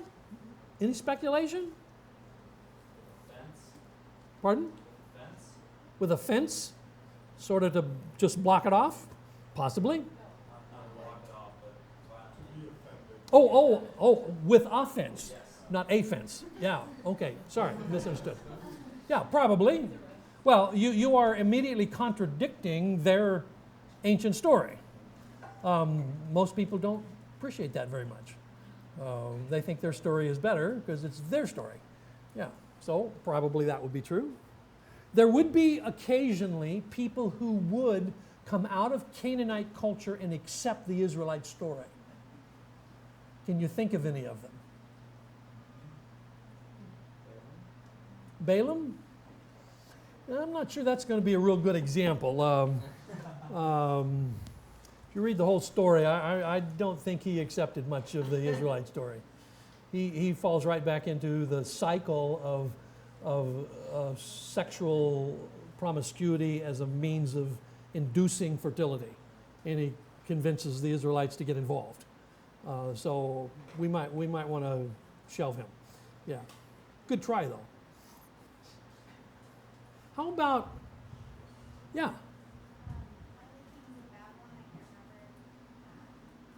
Oh, like, you're talking about like Melchizedek? Oh, you're talking about in the book of Daniel? Yeah, Nebuchadnezzar? Yeah, right. Sure, yeah, he recognizes the God of Israel as legitimate. Now, I don't know that he necessarily rejected all of his own gods. That's another issue, and we won't try to get into that because it's a long trail. But nonetheless, yeah. How about in the books of Genesis, the early books of the Bible, from Genesis and the next several books. How about, sorry? Avimelech? Yeah, maybe. I was thinking more along the lines of someone like Rahab at Jericho, who accepts the faith of Israel, or Ruth, who accepts the faith of Naomi.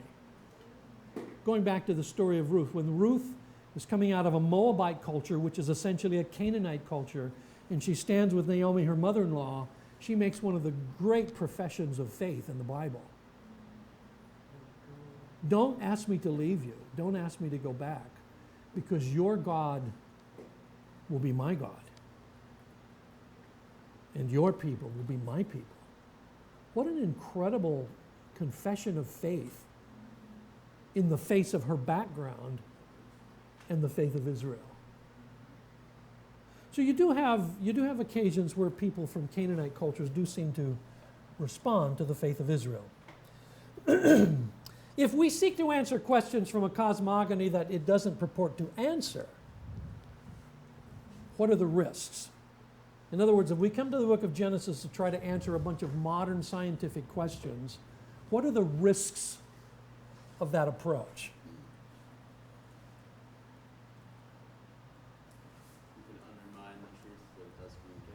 Yeah, you could undermine or actually miss what it is trying to say because you're preoccupied with something that it's actually not trying to talk about.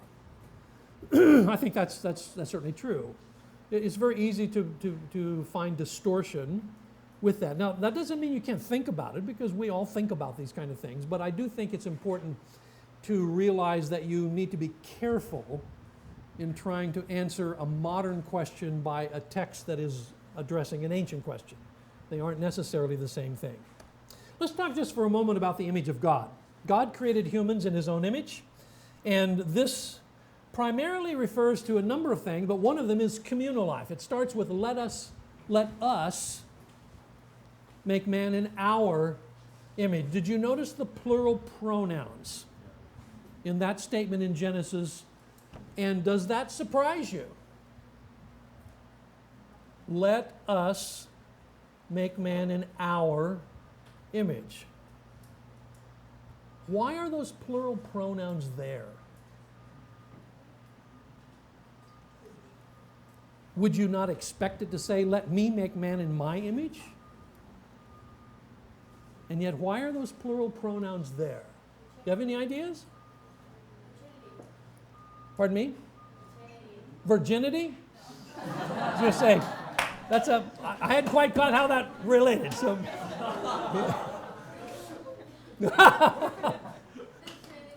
oh, the Trinity. It reminds me of the monk. You know, he's reading this ancient text, and he's reading, and he bursts into tears in this ancient text, and he can't figure out, all the other monks. What's the matter? What's the matter? What's the matter? He says, I've read this text, and it's different than I ever thought it was. It says celebrate.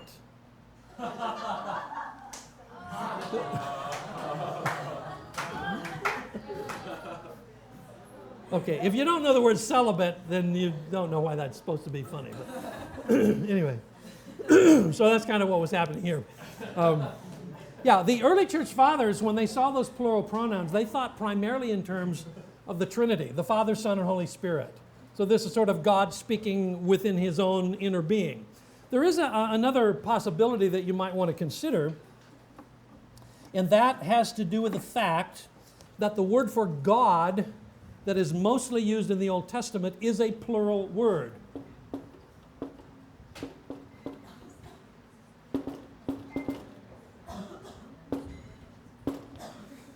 This word, Elohim, is a plural word, but it is used always with a singular verb in the Hebrew Bible when it's referring to Yahweh.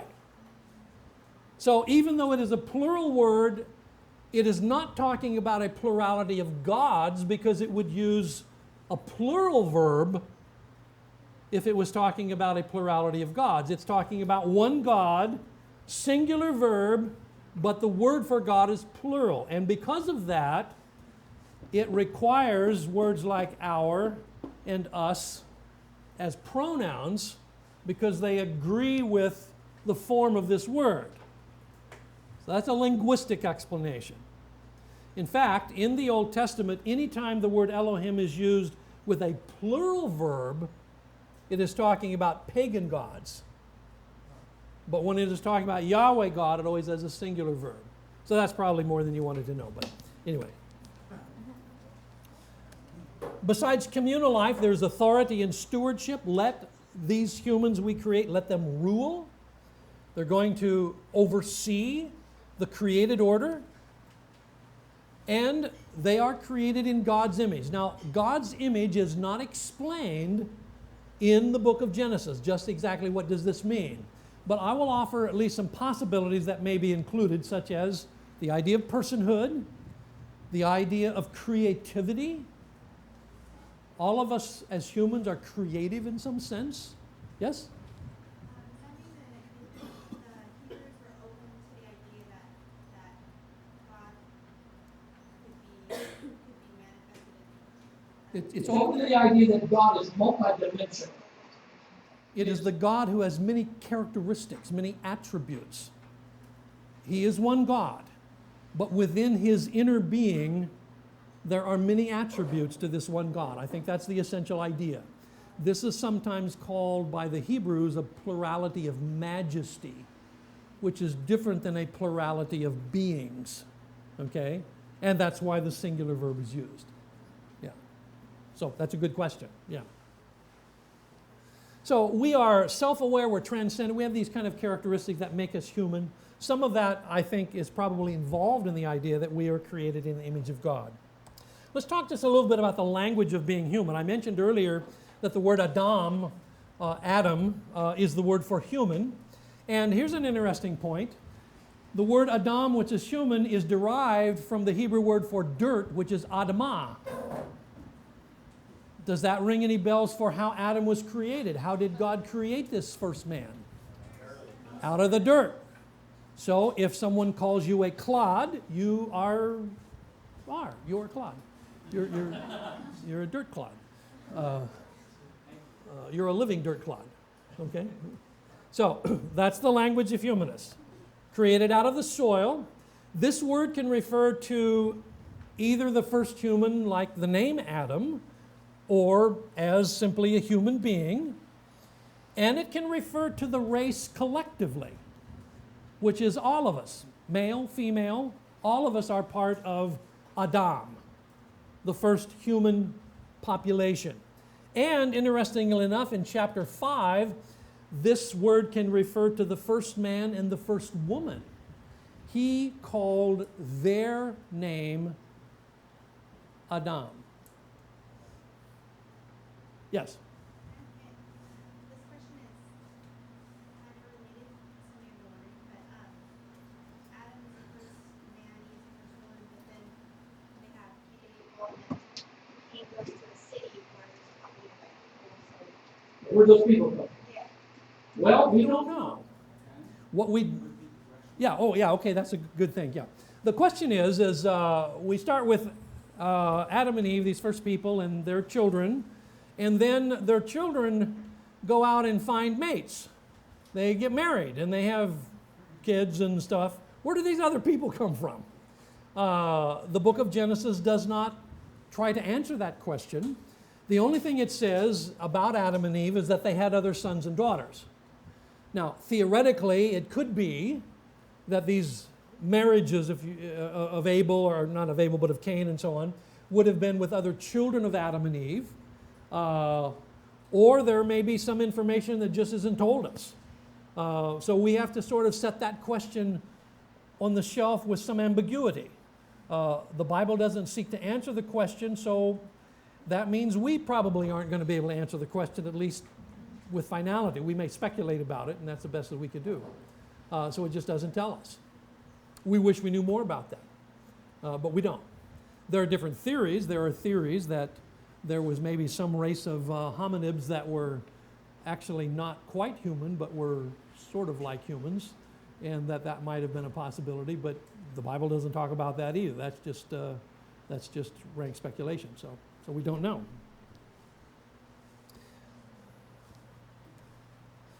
There are two accounts of creation in the book of Genesis. The first one is chapter 1 and the first 2 or 3 verses of chapter 2, and then it changes to a second creation account that focuses upon the creation of the humans themselves, the man and the woman. So the first creation account is the days of creation, 1 through 6, and then the seventh day is the Sabbath. And the second creation account focuses upon the people. The first man made out of dirt and the first woman who's made out of the side of Adam. The perspective is going to shift in the middle of verse 4, in which it begins with heavens and earth, and then shifts to earth and heavens, which is the beginning of the second account. Now, this second account is really interesting because it focuses on what it means to be a human, both a male and a female human, and what it means to be in relationship with God. Even though God created the first man and the woman as Adam, human, at some point he is going to distinguish between them by calling them male and female. And that becomes the nucleus of the first family. So there are contrasts then between the Bible and the other creation accounts. In the Bible, in the book of Genesis, the creation accounts has one God as opposed to many gods. This God is just, he is compassionate. Their gods are generally whimsical and cruel. The creation is good. God pronounces it to be good. In the Mesopotamian accounts, creation is often chaotic. It is imperfect. Here, creation is out of nothing, ex nihilo, the ancient Latin word for out of nothing, as opposed to the ordering of matter that already existed. The greater light and the lesser light over here are simply things that God made. They're not gods and goddesses. While over here, the sun, moon, and the natural phenomena are gods and goddesses. And finally, humans are the climax of creation, wherever over here, humans are an afterthought. The gods made humans, according to the Mesopotamians, because they needed somebody to do all the work. They were basically created as slaves to the gods. It's very different than you find in the book of Genesis. So as you look at those two things, and I haven't spent very much time with them, I know, but I think you can immediately see how the value of humans is very different in the biblical account and in the Egyptian and Mesopotamian accounts. As humans, you are made, as the psalmist said, just a little lower than the angels and crowned with glory and honor. You don't find anything like that in Egypt. You don't find anything like that in Mesopotamia. It's in the Hebrew Bible that you have the true value of humans that are made in the image of God. Now, it's time to take about a 5-minute break. Can you do 5 minutes without making it 15? So we only got till noon, so let's take a 5-minute break, get a drink of water, clear your head.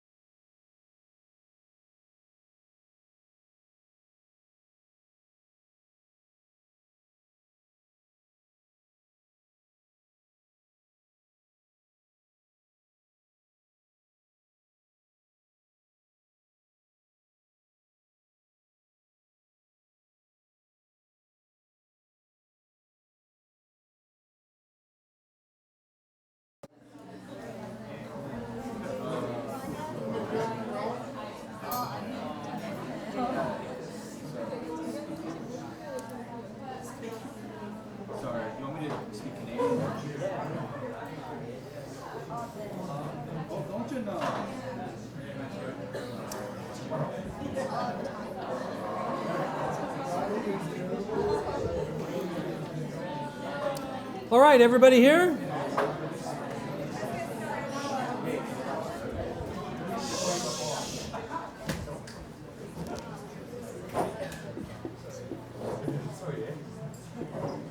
We'll start with your name. So everybody knows why you're, I assume your parents named this because they're Christian. Okay. Ichthus is,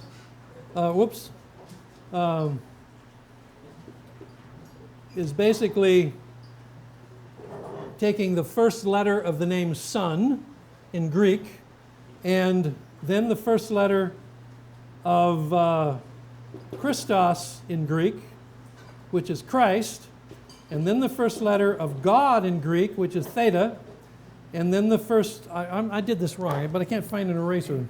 Is there an eraser up here? Oh, here's one. This is where I should be the Son. This is the first letter of the name Jesus. Okay. And then finally, the first letter of the word Savior in Greek. So if you take these first letters, Jesus, Christ, God, Son, Savior, you end up with the word ichthus, which is the name for fish in Greek, or the word for fish in Greek, and that's what your parents named you. And I'm assuming they know about this acronym, and because this was apparently an early acronym in early Christianity. This is why people put fish on their bumper stickers and stuff like that, but they probably don't actually know where it comes from. Now, that has nothing at all to do with Genesis. But now you know more about this guy called Ichthus right over here.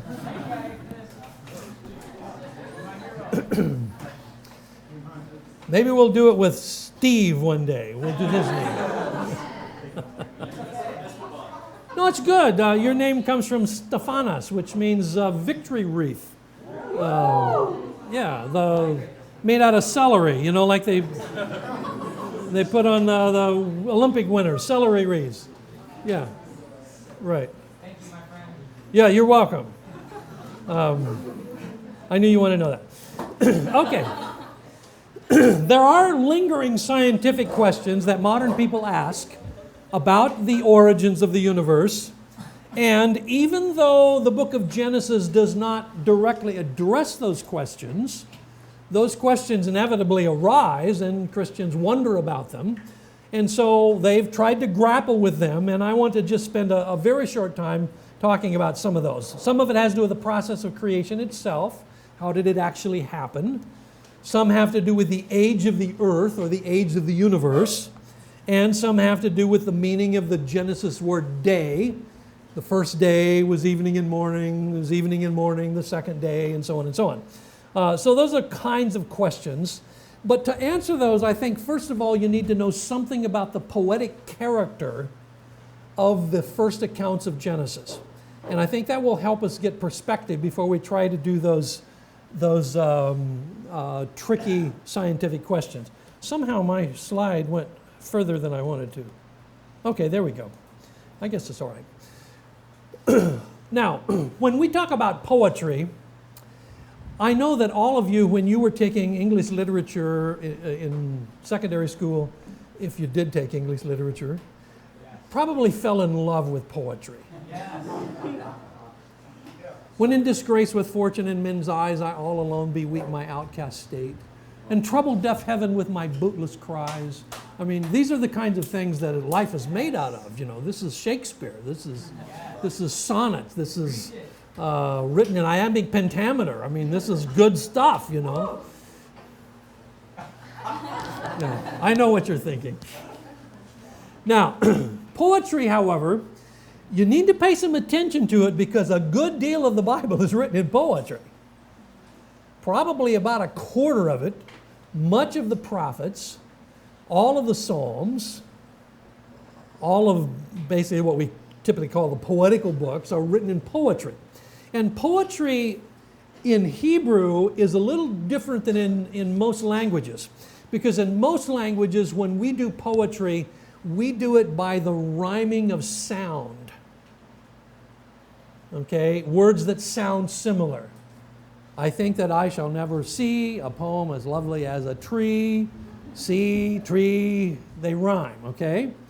Hebrew poetry does not work primarily on sound. It works primarily on concept. So what rhymes in Hebrew poetry is ideas. This idea parallels this idea in some way. Okay? And the book of, not the book, but the language of Hebrew and the Hebrew Bible also uses a lot of metaphors, which are symbolic words for meaning, and sometimes those can be hard to get your head around. So, the use of poetry is very evident in the creation accounts, in the Hebrew sense of the word. And we don't tend to read poetic accounts the same way we read a prose account. Primarily because there is this high level of metaphorical language. So let me show you what I'm talking about. In the creation of the first account, you have basically an ABC structure, so that the first day parallels the fourth day, the second day parallels the fifth day, and the third day parallels the sixth day in a set of parallelisms. And this is the way it works. The first 3 days of creation have to do with forming environments. Okay? The first environment, the primary domains of those environments is celestial. That has to do with the heavenlies. Light and darkness. Now, on the fourth day, this domain is going to be filled with the sun, the moon, and the stars, who belong to the celestial domain. And so the first day parallels the fourth day. This is the domain. This is what is in the domain. Follow that so far? Yes. Okay. Next, you have the second day, which is sublimary. That's probably a word you don't use often. But it's the sky and water. And that parallels the fifth day, in which the inhabitants of sky and water are birds and our good brother Ichthus over here. And his relatives. Okay? So you can see how this is the domain, this is what lives in the domain. And these are parallel to each other. The third day is the earthly part, or terrestrial. It has the earth and the seas, and eventually culminates in vegetation and that sort of thing. And what lives there is going to be livestock, game, creeping things, and eventually humans. This is their domain. This is what lives there. So as you see, there's a poetic structure to the days of creation. Day 1 and day 4 are parallel. Day 2 and day 5 are parallel. Day 3 and day 6 are parallel. And then, of course, the seventh day is the day in which God rests. Now, there's also structure in the way that this is given to us in a very stereotypical way, beginning with, and God said, which is an announcement, let there be, his command, and it was so, the report of what happened, and it was good, the evaluation. This is a very poetic way of handling the 6 days of creation. Each of them end with, it was evening and it was morning, the first day or the second day, and it's over. Incidentally, this is why the Jews, even today, begin their days not at 6 a.m., but at 6 p.m. Because of the Genesis record that doesn't say it was morning and evening, but it was evening and morning. And so the Jewish day always begins at sundown. So if you're doing a Jewish Sabbath, for instance, the Jewish Sabbath begins at sundown on Friday, okay, or roughly 6 p.m., and it goes back to the Genesis account. This is the way the rabbis explained it in the Talmud. And they've been doing it ever since, and they still do it that way. We use more of a Roman approach to that. Now, there's also poetic character in the primeval family names. We've already noticed that in talking about Cain and Hevel, the two sons of Adam and Eve, and we've talked about it with respect to Adam, or Adam. Also, there is the name Eve, which is Hawa in Hebrew. Hawa is the name for life, or the word for life in Hebrew. And then you have Kayan, which means acquire, and Hevel, which means vapor. And then there is this place they go to called Nod, the land of Nod, which means wandering or homeless. And then there is Saith, whose name means granted. Now, if you put that into a storyline, this is kind of the way it reads. To the soil creature and his wife Life were born Acquire and Vapor. And when Vapor was murdered by Acquire, Acquire was banished to the land of homelessness. Later, soil creature and Life had another child named Granted. Does that give you a very different feel for this story than probably you're used to thinking about it? This is the way an ancient Hebrew person would have read this story, because these words actually have meaning, not just as proper names, but have meaning as regular words in the vocabulary.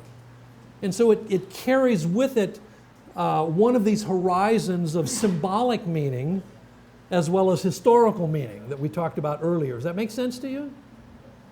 Okay. Now, let's talk a little bit about some of these lingering questions that people worry about. The age of the earth and the universe. There are basically two major theories that Christians have regarding the age of the earth. One is the young earth theory, that the earth is probably, the universe is less than 10,000 years old. Anybody been to the Creation Museum in Kentucky? Okay. They're young earth people. Okay. Are you from Kentucky originally? Somehow I forgot that. Where are you from, Kentucky? Close to Lexington. Where? Close to Lexington. But it's Oh, okay. Okay. Okay. Anyway, well, it's very well done. It's very professional. The artistry is very good. I'm not sure the theology is all that good, but I remember going there once and I said, "You have a mistake up there." I said, "What?" I said, "You spell that Hebrew word wrong." Huh? I said, "Yeah, look at it in the Bible. It's not spelled that way." Oh, well, we've got to get that corrected, you know. I haven't been back to see if they corrected it or not, but anyway. So this is one way. This is one way of explaining that the earth is in the universe is very young. And opposed to that is the old earth theory that it could be up to 10 billion years old, very, very old, in other words. So there are Christians on both sides of this line. For the young earth theory, this requires a fairly flat reading of Genesis and generally avoids poetry and poetry genre. So usually they're going to read the story without taking much attention or putting much attention on the poetic character of the accounts. Whereas the old earth theory places a maximum amount of emphasis on the poetic account and much less on a flat kind of reading. The young earth theory requires what is called catastrophism. That is, that the flood of Noah is responsible for virtually all of the geological phenomena that is in the universe today, or in the earth today, such as the mountain ranges, the sedimentary layers, all of those kinds of things are traceable to the flood of Noah. Whereas the old earth theory basically says, no, the flood of Noah just couldn't do all of that. It accepts what's called uniformitarianism, and that is that the same basic physics principles that were prior to the flood have gone back all the way into antiquity. And so they don't need a flood to account for all of the geological phenomena of the world. Back in the 1700s, when Christians were trying to first figure some of this sort of thing out, there was an Irish Anglican scholar by the name of Archbishop Usher who decided he could actually figure out when the earth was created. And he added up all the genealogical things in Genesis and kept working backward, and finally decided that the earth was created in 4004 BC. In fact, you will find some, occasionally, versions of the Bible that will actually put that in the margin in Genesis 1, 4004 BC. And that all is based on Mr. Usher's calculation. His partner and his successor, who was Bishop Lightfoot, even pinned it down tighter than that. He said that Adam was created on Friday morning at 9 a.m. So, being a careful man, he didn't want to go beyond that, but he pinned it down real tight. Usually, the older theory are not opposed to things like the Big Bang, which is an astronomical theory about how the universe expands from a small ball of energy and so on. So you have Christians who believe that. Now, the objection to this side would be, why would God create the world with the appearance of antiquity if that weren't true? So the earth looks to be very old, but it not only looks to be old, it looks to be of different lengths of age. For instance, the Adirondack Mountains are old mountains and the Rockies are new mountains. Why would you create two mountain ranges and one of them looks like it's really old and the other looks like it's not so old? What would be the point of that? That's what this objection would be raised. On the other hand, the objection to the older theory is usually it is open to not only direct creation by God, but also some amount of natural processes in between when God creates things. So you will run into Christians who go one or the other directions of these, and both of them are trying to pull data from the Genesis record to address these questions. This is why I said earlier you need to be very careful in doing that, because the book of Genesis is not actually trying to answer this question. We're trying to answer this question. Right. And we don't have all of the tools that we wish we had to answer this question from the record of Genesis. So I guess my suggestion is that at this point, even though you're going to run into both of these, and sometimes you'll run into very strong advocates of one or the other of these, this is not the gospel, either side. This is speculative work by humans who are trying to answer questions that are very difficult to answer. And so I guess my suggestion is you don't get into a funk over this stuff. You can listen to both sides, and maybe at some point you'll come up with your own position on that. But you will find very deeply dedicated Christians on both sides of this discussion. I don't think either side is a heretic. They're just trying to work through it, and you'll probably be trying to work through it from time to time yourself. And you will always get people who will ask you questions about this. What do you think about that? So, having said that, let me just stop at this point and ask if you have questions you would like to address that are related to this. Or have I said as much as I need to say? Yes?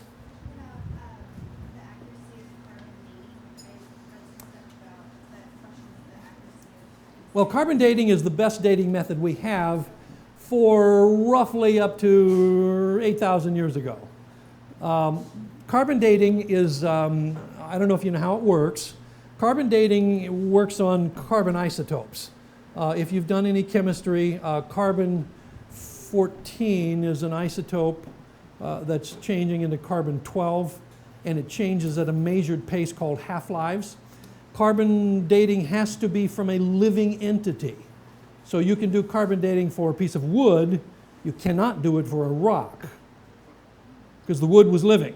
At the time that this tree died, the process of changing the carbon isotopes from one into the other begins. It begins when it can no longer take into its system carbon from the atmosphere. And so that becomes a way of dating things that is reasonably accurate. Now, when I say reasonably accurate, all carbon dates are going to be with a plus or minus of a number of, usually say 40, 50 years or something like that. So it's not like a date like 1732. It's going to be 1700 plus or minus 40 years or something like that. Within that range, it is pretty accurate. I do hear Christians sometimes say, well, scientists are using carbon-14 dating is no good. That's usually stated by people who don't have any idea what they're talking about. Actually, carbon dating is very good within the range of what it is designed to do. But it can't do precise dates. It can do approximate dates with a range. And usually when something is carbon dated, they will send samples to usually 3 major universities. One will be the University of Arizona in America, one will be in Britain, and one will often be in France. And then they will look at the 3 conclusions of counting the isotopes and its molecules and so on. And if they all agree, it's a pretty certain date for a range, anyway, of antiquity. But going back like beyond 8,000 years, it's like Well, then you have other kinds of dating that come into effect. So there's other kinds of chemical dating besides carbon dating. And there's also what is called varv dating. Varv dating is dating based on glacier layers. Glacier layers are very, very old. And the glacier layers and the movement of glaciers often goes well beyond 10,000 years ago. It depends on what dating system you're using. They each have ranges of which is sort of their optimum ranges. Carbon dating doesn't go back a long ways, but it's pretty good for the kind of things we use it for. so when they date things like billions of years later, Yeah. I'm just curious like That is largely based on astronomy, not dating of earthly things. So it's based on the fact that the universe as we know it is exploding fairly slowly the way we think. But like on the 4th of July, when they shoot up a firework and then it bursts and you can see the strings going out. Okay, that's sort of like the way the universe is. Now, if we can calculate the speed, here's the well, let me see. I need to erase some of this stuff here.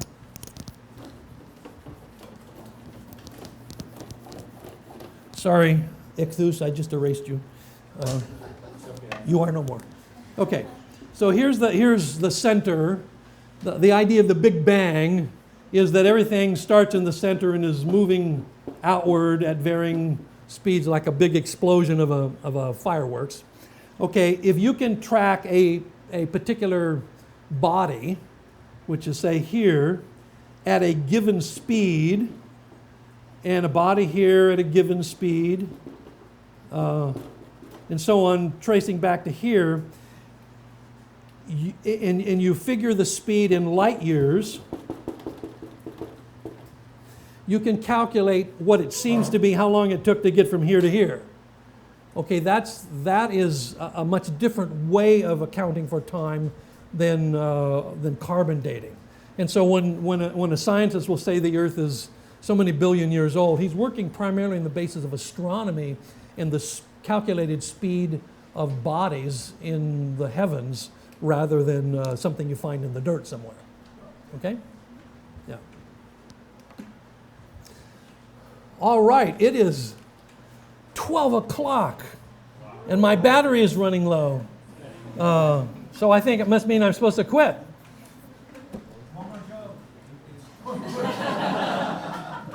It's been a delight to be with you today. I hope your first day was not a total calamity.